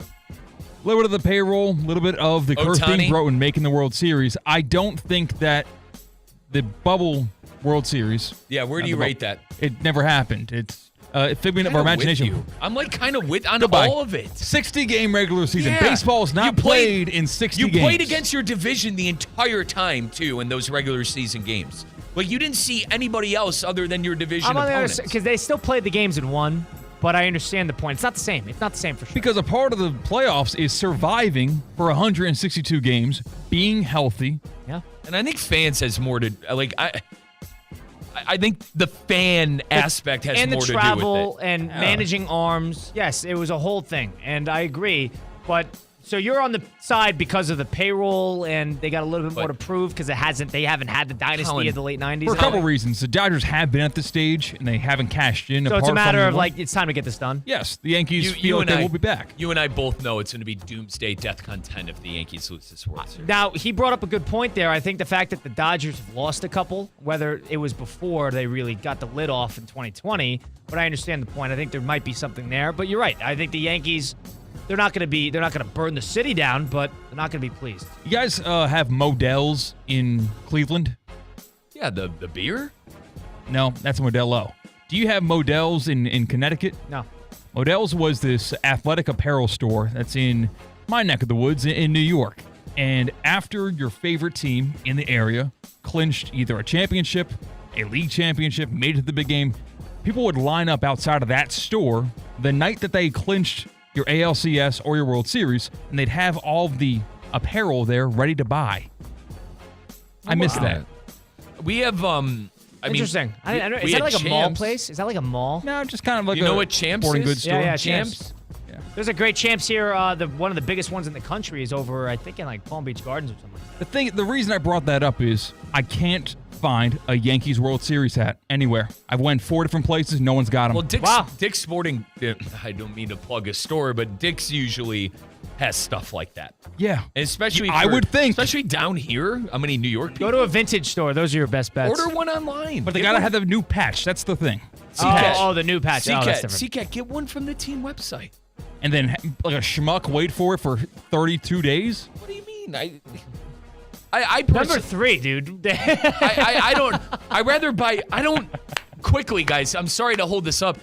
I wouldn't buy AL stuff. You buy World Series stuff, no? Number 3. I heard them talk about this earlier on ESPN Radio, and I totally agreed with the guy that was freaking out about the Yankee fan who bought the AL Central, not Central, I'm sorry, ALCS apparel. The AL pennant shirt? Yeah, well, you got like 150 of those. I'm not What does it buying matter? the AL championship hat. I'm buying the Yankee hat that has the World Series patch. So, like, it'll still hold up if they win the World Series. That's I won't have to on buy another hat. I you know? thought it said like AL champs. Oh, that's a fair assumption. Number 3. Navy. Number 3. Navy, Notre Dame. They face off this week. Also tonight, you've got UNLV playing host to Boise State with Heisman frontrunner Ashton Ginty. Which Group of 5 team would you like to see in the playoffs? This is interesting because there's probably 3 options. There's Boise and then service academies. Let's eliminate Boise from my perspective at least. Played Oregon tough. They did. So you know they're a good team. We need a service academy in the mix. I'm a big Army guy. I like Navy too, but I'm a big Army guy because of Bryson Daly. I think he offers a little bit more on the ground. The thing is, Navy's a little better passing. But give me Army. That would be my pick. If I had to choose a Group of 5, I would like to see Army because they're not traditionally always as good as Navy is. This would be such a shot in the dark for Army to make a run like this. This is going to be a cop-out answer. Right now, give me Boise because they could prove, in my opinion, they proved to me they could hang around with the Goliath. I stayed up for that game. But what if both of them beat Notre Dame? Hold on. That's why I said you might consider this a cop-out. Right now, Boise State. But I'll tell you what, man. If Navy smacks around Notre Dame, and when I mean smack around, just win the game, give me a service academy. Because I don't think Army is too far behind Navy, and I think both of those teams are very similar. But my question for you guys is, how do you watch this game? Navy, Notre Dame, where would that game take place? Because for the length of time, it's been really difficult to find where to watch these football games on college football Saturdays. How do you do that? Well, the best part about what the ESPN app finally offers, I believe it's new, is the Where to Watch feature on the top right of your ESPN app or on ESPN.com. There's a little TV icon where you can click that, and all of a sudden there's a big scroll menu of every game, where to watch it, streaming services, television. So you can see that on CCAT. He's got it right there. You just scroll through, and it's got everything listed. It's not just exclusive to ESPN 2. You'd think they'd only do like ESPN Plus, ESPN 2, ESPNU. They got Fox. They got the NBC affiliates. They got the streaming services. Every game, you could search it up to. Easy to follow along. Easy to really use it. You put it into your schedule of checking that every day. I know I'm going to check it tomorrow for the college football slate. It's a little harder for the NFL because the NFL, you kind of know where everything is. But especially this weekend, with the college football, there's so much to watch. You got to tune back and forth between games. The Where to Watch feature on the ESPN app and the ESPN.com is going to be a crucial piece of how I operate my Saturday. I'm excited to use that. I use it. I use it for college football, as Colin said. I use it for soccer. I'm a huge European soccer fan. Bundesliga, Premier League, La Liga, Liga, the French league. It's all right there. That's what my friends. That's what my friends and I call it. Ligue, Liga, the French league. All right. The McDonald's Liga league. It's really good. Number 4. Yeah, number 4. Sorry. The NBA had an average of 18 threes a game in 2010. Well, this year, so far, not 18 threes a game. The average is 37.4. That is crazy. Is the NBA heading into a troubling direction with the abundance of the three ball? Let me ask you this, Colin. Do you blame Steve Kerr and the Golden State Warriors like a lot of people? So, yes, they popularized it, but even in 2016, 2017, when the Warriors were dominating everybody, the league average those years was like 25. So this is even hit a further exponential growth upward. I think it was 27. Further exponential growth upward in terms of 3 shots per game. I agree. The Warriors and their style of play is a little bit more entertaining because they had 2 Hall of Famers doing it, and Thompson and Curry. And then Durant. Durant. I was about to say, Kyle. You got 2 first ballots, maybe 3, right there making all these incredible plays. It's a little different. They had a little bit more of a fluid offense. Nowadays, this is a problem. You want to know my problem with this is you got guys who are shooting threes who have no business shooting threes. Well, and they're usually awful shots, too. Awful now, shots. the question is, how do you fix it? Move it back. No. Move the line back. I saw way. Nick Wright said make dunks worth 3 points. I thought that was crazy. It's gimmicky. No Can't thank do you. that. You're changing basketball that way. Or take out the corner three, he said, and make it just ovular. You can't do that either. You know what you can do? Bring back hand checking. That is to me the sole solution of how to combat the overuse of the perimeter on offense. It's funny you say that, Colin, because I had buddies argue with you because they know I'm a huge Zach Edey fan. And they made fun of me because Edey fouled out in his first ever NBA game. And my buddies go, Riz, everything's a foul in the NBA. And I didn't know I'm like, it is, but it isn't, right? I feel like they're very selective on where they call their fouls. But hand checking specifically, they are very, very ticky-tack with how they do that purposely to endorse perimeter offense and to seclude a bit perimeter defense. I think you got to bring back hand checking. That's the only way to combat threes and get people going in. The problem is people love the threes. Number 5. With the Rams now 3-4 after their win last night, the NFC West has 3 teams at 3-4 and 1 team at 4-3. Fellas, who's going to win the division? That's a tricky one. Now you get the Niners sitting there at 3-4, but they're battered and broken essentially, and you don't know what's going to happen with McCaffrey. You don't know how Purdy's going to react there. Arizona has been sneaky good. Seattle, of course, right in the mix there. They got a tough schedule. I think it's between Seattle and the Rams, and I'm biased. If the Rams can stay healthy, I think they're the best team there, based on the top upside that they could offer with Kupp, Nakua, Kyron Williams, and Stafford. That's my take. It depends if they're healthy, but I would go with Rams. I picked San Francisco to win the whole thing. I'm going to stick with them. So give me San Francisco, hoping that they could get healthy at some point and get back and right that ship. Good news is they have Kyle Shanahan as their head coach. Give me San Francisco. Yeah, Chris Canty was talking about it earlier today. No one's got a better coach-quarterback combo in the division apart from the Rams, right? Absolutely. And you know, McVay has had, I think it was 5+ different offensive and defensive coordinators in his first 8 seasons. Wow. That's 5 each. That's him 5 and each. Harbaugh, right? That's 5 each. That's crazy. Talk about somebody who develops coaches and has to deal with it year in and year out. That's why McVay is so impressive. We'll talk to Fat Jack at FatJackSports.com next. We'll give him our punchline picks, which we made presented by Hard Rock Bet. Well, now you've seen the first few weeks of the season. The World Series is about to first pitch in a couple hours here. It's time to get involved on Hard Rock Bet. Last year, you couldn't legally bet in Florida until Week 14 of the NFL season. Now, entering Week 8, Week 9, this is the time where the MLB playoffs, NBA, finally in action. Hard Rock Bet is the place to be. Each game, bet on the touchdown scores, passing yards, total points, who's going to win, so much more. You can also bet on college football. If you don't want to bet a ton of money, try a parlay. Tie together a bunch of smaller bets, increase your odds. In Week 1, a Florida bettor went 16 for 16. Turned $15 into over $100,000 just on a parlay. He did that on Hard Rock Bet. So can you. Try it today. All you got to do is download the Hard Rock Bet app on the App Store or the Google Play Store. Go online to hardrock.bet. It's got the simplicity that the new player wants, but it's also got its sophistication where you want it, where the experienced player really needs. And that type of sophistication you can find on the Discover page. They'll basically hand pick you a bunch of parlays where there's this, there's that, there's player props, there's little teases here. It's a perfect way to get involved. It's so easy to get to use and to navigate. Go try it today. Try it now and get up to $100 back in bonus bets if that first bet does not win. That first bet can be a parlay. It could be a prop. It could be the over. It could be whatever you like. Any game you choose, you either win your first bet or get the same amount you bet back as a bonus bet. Try it today. Hard Rock Bet. It's offered by the Seminole Tribe of Florida. Must be 21 plus and physically present in Florida to wager. Terms and conditions apply. Concerned about gambling? Call 1-888-ADMIT-IT. Talk to Fat Jack at FatJackSports.com. Give him our picks. See what the trends are this weekend in football. Stick around. It's Russo Rizzo at ESPN 106.3. Live from the Anajar and Levine Accident Attorney Studios. Anajar and Levine Accident Attorneys. Call 1-800-747-FREE. This is ESPN 106.3. Tired of being sidelined by a sports injury? Get back in the game with Baptist Health Orthopedic Care. Whether you're a professional athlete or even a weekend warrior, you can get back to doing what you love with our compassionate orthopedic team. Experience a new level of care and get back to your best. Welcome to being treated like a pro. Make an appointment today at baptisthealth.net/ortho or call 833-556-6764.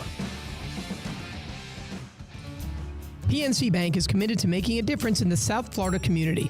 That's why they offer military banking products, champion veteran-owned businesses, and provide support to local organizations that empower veterans and their families with the resources they need to succeed. PNC Bank. See how they can help you at pnc.com/military. The PNC Financial Services Group, Incorporated, all rights reserved. PNC Bank, National Association, member FDIC. Welcome to Homestead Miami, your home for the racing high life. A track as vibrant and colorful as South Florida. An Xfinity and Craftsman Truck Series playoffs doubleheader on Saturday. A Cup Series playoffs showdown on Sunday. And it's all caliente. Side by side for the race lead. NASCAR playoffs weekend at Homestead Miami Speedway, October 26th and 27th. Get your tickets now at homesteadmiamispeedway.com. Hell of a job, guys.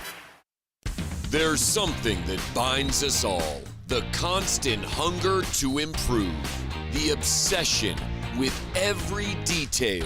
And the reward of a custom fitting taking your game to a whole new level.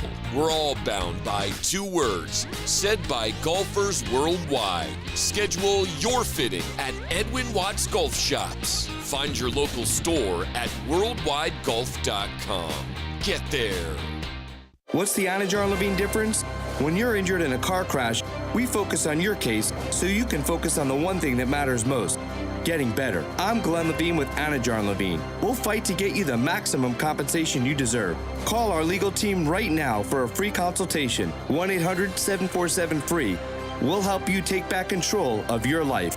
Call 1-800-747-FREE. That's 1-800-747-3733. In office, West Palm Beach.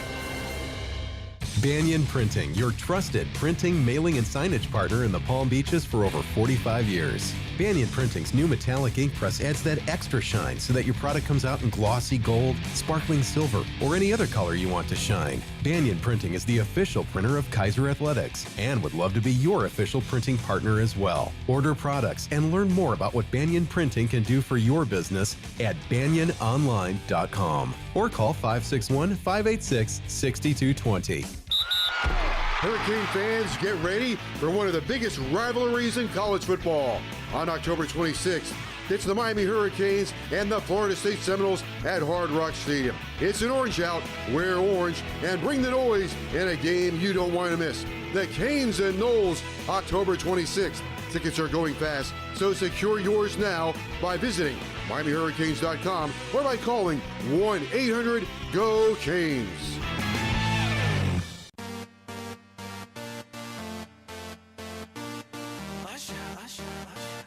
Yeah, man. Let's get back to the Anajar and Levine Accident Attorney Studios. This is Russo and Rizzo on ESPN 106.3.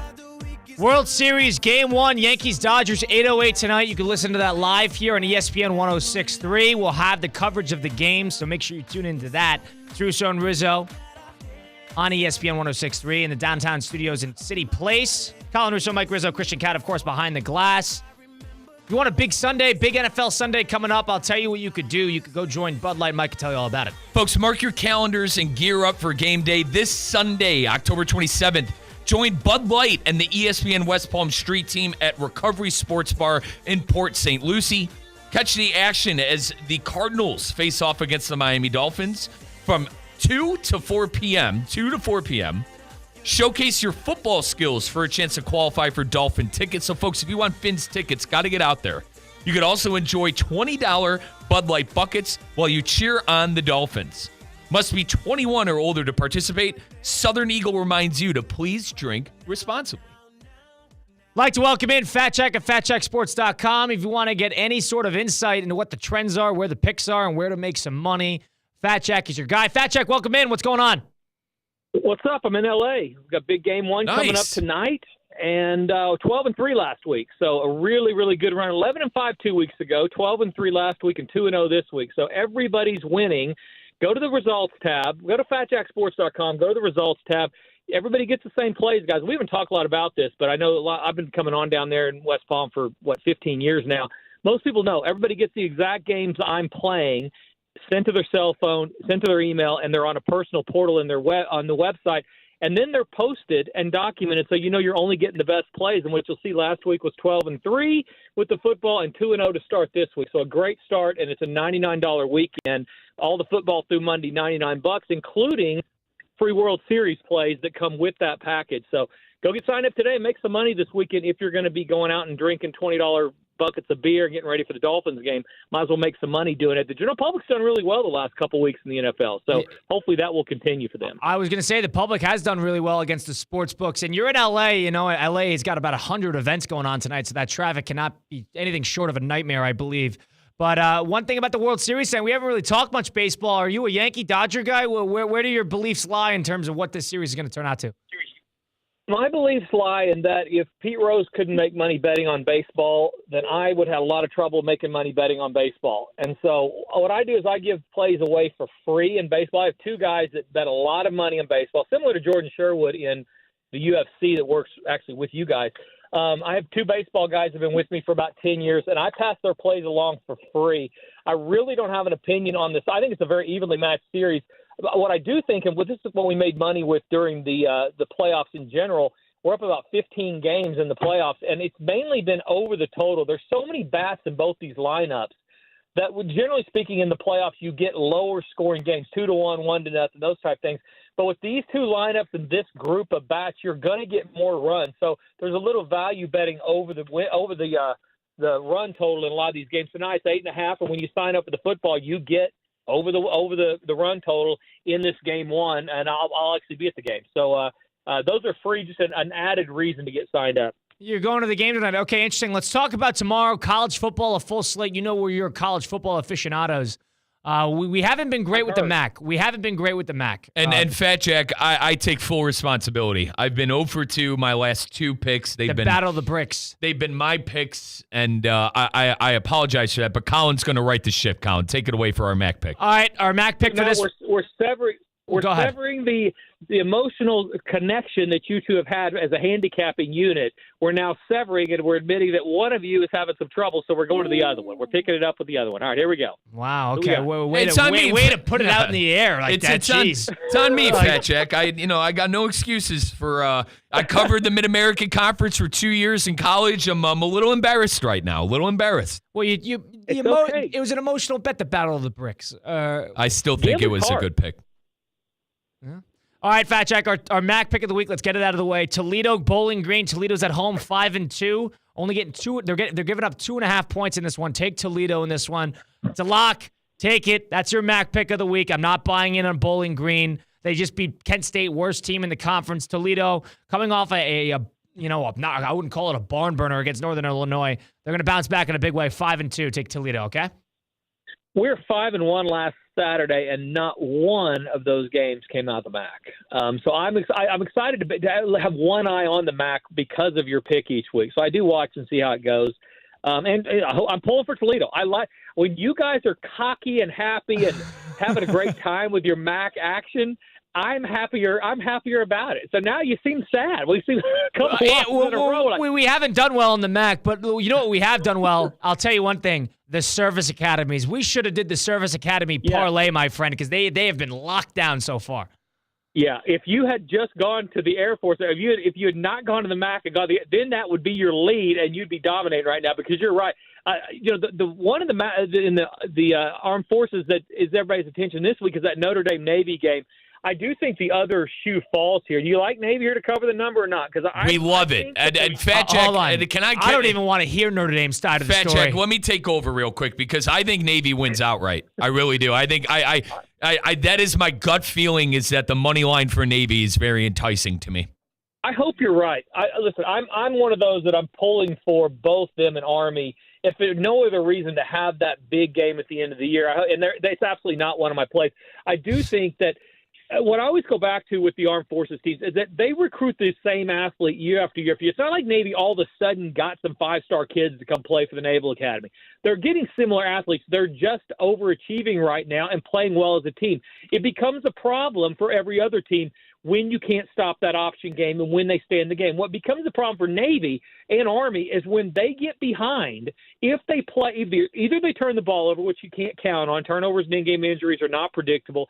But if they get behind, what does that look like? And that's where I think that with Notre Dame's ability to score, if they're able to get a lead, it becomes a real problem when you're primarily one-dimensional offensively. So I lean toward Notre Dame, but I hope I'm wrong. There's much better spots to make money over the weekend. Well, another one we like is BYU sitting at 7-0 at UCF. UCF lost their last 2 home games, had a bit of a shootout last week against Iowa State. Maybe they ran out of gas there. I like BYU. They're getting points here, plus 2.5. What's your take?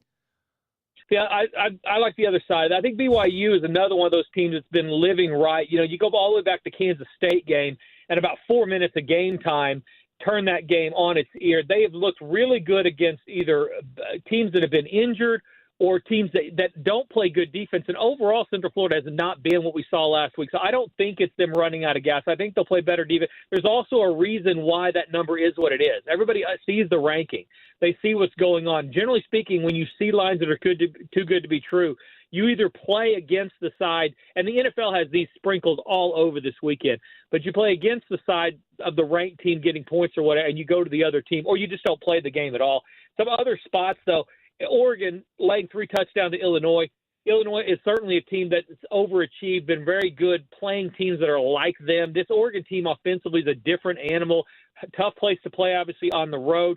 I think that's what – there's a few of these games where if it gets out of hand, and I would throw that Navy-Notre Dame game in there, that if it gets to 10, 14, 17, it can easily get to 24, 28, 31, because I don't think the other team's going to have a lot of answers for that. I put Oregon in that.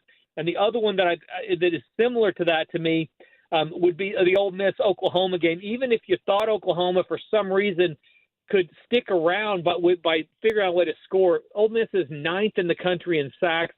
Oklahoma's given up a ton of sacks. So even though almost 21 points seems like a lot, when you don't have an answer, if you get behind, you're going to become even more one-dimensional if these games get out of hand. And I'd also sprinkle Texas and Vandy into that if Texas' superior athletes gets the lead, Vandy's been keeping it close by keeping lower-scoring games, keeping scoring down, and winning time of possession. That's fine as long as that works. When it doesn't work, I think we'll see a different outcome, and things can get out of hand quickly. So I'd lean toward Texas now. You're taking Texas, giving up basically 3 touchdowns there? I think that them and Alabama – and by the way, Georgia was the second biggest bet I've made all year over Texas last week. My first one was Tennessee when they went to Oklahoma. The second one was last week with Georgia and Texas. I know what Texas is and what they're not.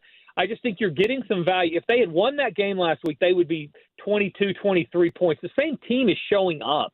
All right, no matter what. You can't read into 6. Everybody saw the game. The line setters have ESPN. They have ABC. They were one of the 13 million people nationwide that saw the game. So you're getting value based on the fact Texas lost. Same thing with Alabama against Tennessee. You get value based on good teams that lose in a spot against a team that's better than them, just like when Georgia beat Clemson. I said the same thing. It doesn't make Clemson bad. It just makes them not as good as Georgia. And so that's what you're getting some value in the line. And then when you're betting on sports as opposed to just watching the games, you're looking for value based on the number, and you're getting some of that with the Longhorns this weekend. Fat Jack, I like LSU at Texas A&M. Your thoughts on that? Yeah, this is one of the tougher games. Honestly, one of the tougher games. You got A&M that I think we know what we're getting. All right, they're kind of a level team. LSU is the variable here. They are getting better. They're getting better defensively, a little bit better at quarterback, and so they've got an incline. Their arrow is pointing up. So I don't like relying on a team to play a little bit better than they've been playing, and they have been playing good, but they're stepping up in competition here. I don't think most people don't believe that either of these teams are the 2 best teams in the SEC, even though they're both undefeated. And so I don't like that. What I do like is this: both of these games, because it's in College Station, it'd be different if it's in Death Valley, but because it's in College Station, it will be a who makes the least amount of turnovers, who can win time of possession, who basically can play more conservative and keep the ball away from the other team's offense. I think that'll be the game plan going in for both these teams. I like under because of that. LSU's done really well in this series against the number. They're 12-1 against the spread the last 13 in the series. So, yeah, I don't think you're off base by any stretch, but I think there's a better opportunity on the total, so I'd go under there. Fat Check at FatCheckSports.com, joining Russo and Rizzo now on ESPN 106.3. Fat Check, one thing we'll say, and we'll get it out of the way. Maybe this is not going to be our week because our opponents got their lock, so they're ahead of us on that regard. And we also took Syracuse plus 5.5 against Pitt last night. 3 pick sixes, I think 2 in the first half. One of the most god-awful picks I think we've ever made. Did you touch that game? And no, Pitt went out as an extra play. Like when you sign up, you get the selections and the opinions. So I had over the total last night in the NFL game. But in that same email, you get, it says at the bottom of the email, no selection in the college game, but if you want to play it, here's the best play. And the best play last night I gave out was Pitt. So I don't take credit for it. You won't see it on the website, but a lot of people did make extra money based on that. Similar to baseball, guys, a lot of them want volume. And so especially when we're 12-3 now, 14-3 going into the weekend, people want to get after it. Yeah. And so instead of them just guessing, I'll go ahead and throw out what's the best available, even if we're not going to play it. So they got Pitt on that. That was one of those that was over before it started. Syracuse is not that bad, obviously, but turnovers change everything. Bad beat. Yeah. Fat Jack. Maybe a bad beat. Maybe they might got beat. If those two teams play 10 times, I mean, Pitt probably beats them 6 or 7, but it's not the final score every time. The Syracuse is much more, game than that, for sure. Fat Jack, you mentioned you won money on Thursday Night Football last night. Are there any NFL trends you like this weekend? Yeah, so everybody's been living on the road favorite. I mean, they're 12-0 against the spread their last 2 weeks. That makes everybody feel like they're Kenny Rogers. I mean, they literally are good gamblers. The house has been getting killed because everybody plays the better team on the road. We saw kind of a flip of that starting last night. Minnesota going on the road at the Rams. They're giving points, road favorite. You have one team that should be better. You knew that Kupp and Akua were coming back, but most of the general public money was going on Minnesota, and that ended up turning that cycle. Expect more of that this weekend. Teams like Green Bay, that's a dangerous spot going up against Jacksonville. Lots of sharps on Jacksonville this week. Teams like New England. Now, I can't figure out a way to walk up and play New England because I do think the Jets will be better in start number 2 with Adams and Aaron Rodgers. But teams like that, be careful. A couple of them that I think that – and by the way, another one would be people playing Atlanta, going to Tampa Bay. Yeah, they have injuries at receiver, but we kind of saw what Tampa is going to do with those receivers. It's going to be more of an inside-out game. They'll throw it to their tight end, Otto, as they did a lot in the third quarter last night into the fourth quarter. He'd be a prop bet over for sure. Well, what about Baker Mayfield? Let me ask you this one. Steelers against the Giants. Is that interesting? We took that one.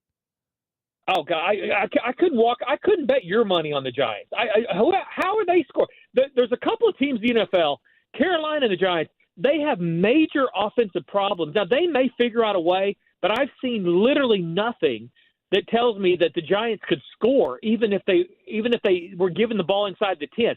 They're horrible offensively. Now I do expect regression out of Russell Wilson. And what we saw was the best he's going to give us, I think, over the rest of the season. So there will be some regression there, but it's hard for me to play a team that I don't understand how they're going to get in the end zone. Pittsburgh's good defensively, and I don't know how the Giants can score. They haven't figured out anything that works, and their coach, every time he gets in front of the podium, basically says that.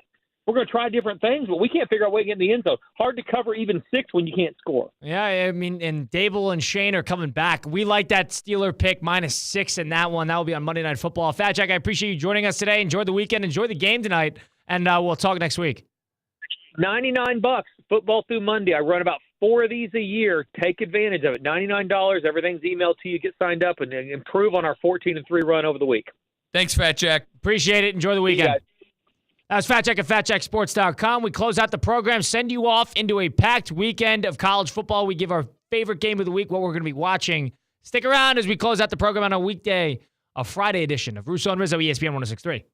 Live from the Anajar and Levine Accident Attorney Studios. Anajar and Levine Accident Attorneys. Call 1-800-747-FREE. This is ESPN 106.3. Anajar and Levine Accident Attorneys at 1-800-747-FREE, 1-800-747-FREE. Listen, if you're in an accident, car accident, truck accident, slip and fall, trip and fall, injured on the job, workers' comp issues, call Anajar and Levine Accident Attorneys. They will fight for you. They do not get paid unless you get paid, and they will fight to get you the maximum compensation that you know that you deserve. Do not deal with the insurance companies on your own. That's impossible. They make it as such. Anajar and Levine will help you to take back control of your life. Again, you'll always talk about your case with an actual attorney. They answer the phone 24 hours a day, 7 days a week to help you to take back control of your life. Call 1-800-747-FREE, 1-800-747-3733. car accidents, truck accidents, slip and fall, trip and fall. Call Anajar and Levine, my accident attorneys. Anajar and Levine, accident attorneys. Take back control of your life. It's ESPN 106.3, your home for live sports presented by Hard Rock Bet. Home of the Miami Dolphins, Miami Hurricanes, and all of the biggest football matchups throughout the week. Hard Rock Bet, it's Florida's official sports book. Try Hard Rock Bet now and receive up to $100 back in bonus bets if your first bet does not win. Hard Rock Bet, roll with us. It's offered by the Seminole Tribe of Florida. Must be 21 plus and physically present in Florida to wager. Terms and conditions apply. Concerned by gambling, call 1-888-ADMIT-IT. ESPN 106.3 is presented by Rubenstein Law. 1-800-FL-LEGAL. Car accident, truck accident, Uber or Lyft accident, or a slip and fall. Call Rubenstein Law. Call 1-800-FL-LEGAL and visit one of our offices throughout Florida. Coors Light presents To Chill or Not to Chill, when your friend bets against your team and the friendship. Or choose chill because you're drinking Coors Light with your buddy. Coors Light, choose chill. Celebrate responsibly. 2024 Coors Brewing Company, Golden, Colorado. Palm Beach County's premier college football event is back. Don't miss the 2024 Boca Raton Bowl, Wednesday, December 18th from FAU Stadium and broadcast live on ESPN. Last year's game saw in-state rising power USF beat Syracuse out of the ACC. What will this year's game have in store? Big names, big teams, big action. The 2024 Boca Raton Bowl, December 18th at FAU Stadium on ESPN. Don't miss out. Find out more at BocaRatonBowl.com. Let's get back to the Anajar and Levine Accident Attorney Studios. This is Russo and Rizzo on ESPN 106.3. I might be too strung out on compliments. Packed fun weekend of sports with the World Series tonight. You got Boise State, UNLV. Also tonight, you got big games tomorrow in the college football sphere. Penn State, Wisconsin, Missouri, Alabama, Navy, Notre Dame. God, it's going to be a packed weekend. I'm very much looking forward to that. The NFL side of things, if you want to watch the football games, I'll tell you, if you want to watch the football games in a fun spot, join Yingling and the ESPN West Palm this Sunday from 1 to 3 at ER Bradley Saloon in downtown West Palm. Enjoy Yingling flight bottle specials and $5 pints. The ESPN West Palm Street team will be on hand tailgating games, prizes, and Yingling swag. Watch Miami take on Arizona and the entire 1 p.m. slate. It's Yingling and ESPN West Palm Sunday at ER Bradley Saloon. On Clematis Street in West Palm, must be 21 plus, presented by Yingling, America's oldest brewery. Please drink responsibly. Don't miss that. That'd be a whole lot of fun. It's ESPN 106.3. Colin Russo, Mike Rizzo, Christian Cat, of course, behind the glass. This is an underrated college football slate. I think that people really haven't been talking about it because of how packed the last 2 weeks have been. Yep. But there's a lot of good games here, Mike. The one we talked Navy and Notre Dame. The one I'm looking at is Indiana and Washington. You think they're going to have trouble? Riz, Washington has 3 losses. I don't know what we're going to – I understand that Trace Jackson-Davis's brother came in and played well when Rourke got hurt. I just don't know what this is going to look like without Rourke at the starting position for the entirety of the game. I hope the pressure isn't going to be enough for Jackson because Colin is an Ohio State guy. I hope Indiana is undefeated when we play them at the Horseshoe. I hope they're undefeated. I worry that this is going to be maybe a slip-up game. Signotti, the coach, was on with McAfee. He's doing the media tour. I don't know. I think Indiana might get humbled a little bit this weekend. I'm still on the train. Give me Indiana in this one. Washington, I mean, they lost to Rutgers. They had a bad loss last week against Iowa. I know they beat Michigan. And it turned out Michigan stinks. Michigan stinks. That win does not mean much. But I just, look out. Without their starting, I'm not saying they're going to lose the game, Colin. I think they might get humbled a little bit in this game. It might not be the 58-7 score we're used to seeing. But I was so impressed with what I saw from Indiana. And now, granted, Nebraska showed up and died. But this is a situation where I was so impressed with almost everything that Indiana did. Obviously, Missouri and Alabama is a ranked matchup. That's fun. Texas, Vanderbilt, fun. You want to know what I completely disagreed with Fat Jack on was I think Illinois is going to cover the 22.5. Why are you so in on Illinois? I think Illinois and the way they play Bielema, there's some mojo there at that Illini team, but they play defense. Colin, I call it mother henning the football. They mother hen the football. They run the ball. They don't give the football back to their opponent.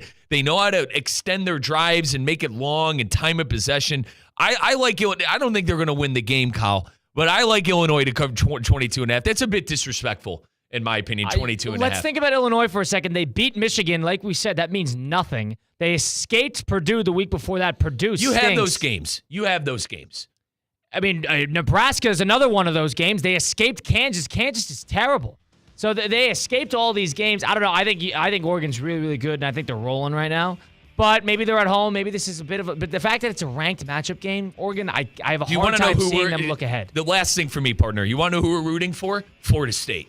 We need Florida State. We need Florida State to cover 21. We wanted to take we need Florida State to cover 21. And I like that pick, too, Miami minus 21. Me too. We both did. That's a problematic one. We need BYU. Jake Retzlaff, we need to take them home at Tampa. So that'll be a tough one for them. But I think they'll cover that.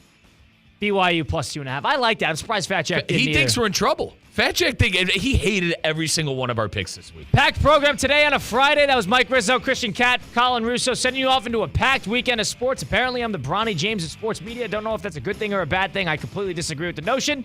Sending you off into the weekend. Enjoy it. Back on Monday.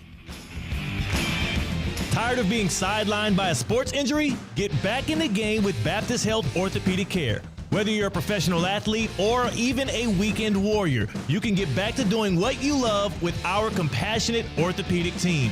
Experience a new level of care and get back to your best. Welcome to being treated like a pro. Make an appointment today at baptisthealth.net/ortho or call 833-556-6764. Hurricane fans, get ready for one of the biggest rivalries in college football. On October 26th, it's the Miami Hurricanes and the Florida State Seminoles at Hard Rock Stadium. It's an orange out, wear orange, and bring the noise in a game you don't want to miss. The Canes and Noles, October 26th. Tickets are going fast, so secure yours now by visiting MiamiHurricanes.com or by calling 1-800-GO-CANES. Mornings. Nope, not my thing. But when I imagine a McDonald's breakfast in my hands, suddenly the snooze button is out of the picture. Now for a limited time, the 2 for $5 mix and match breakfast deal includes the sausage, egg, and cheese McGriddles, egg McMuffin, or the sausage McMuffin with egg. It's like a fist bump for breakfast that says, you've got this. It's time to gear up and seize the day. The breakfast hype is real. Ba-da-ba-ba-ba.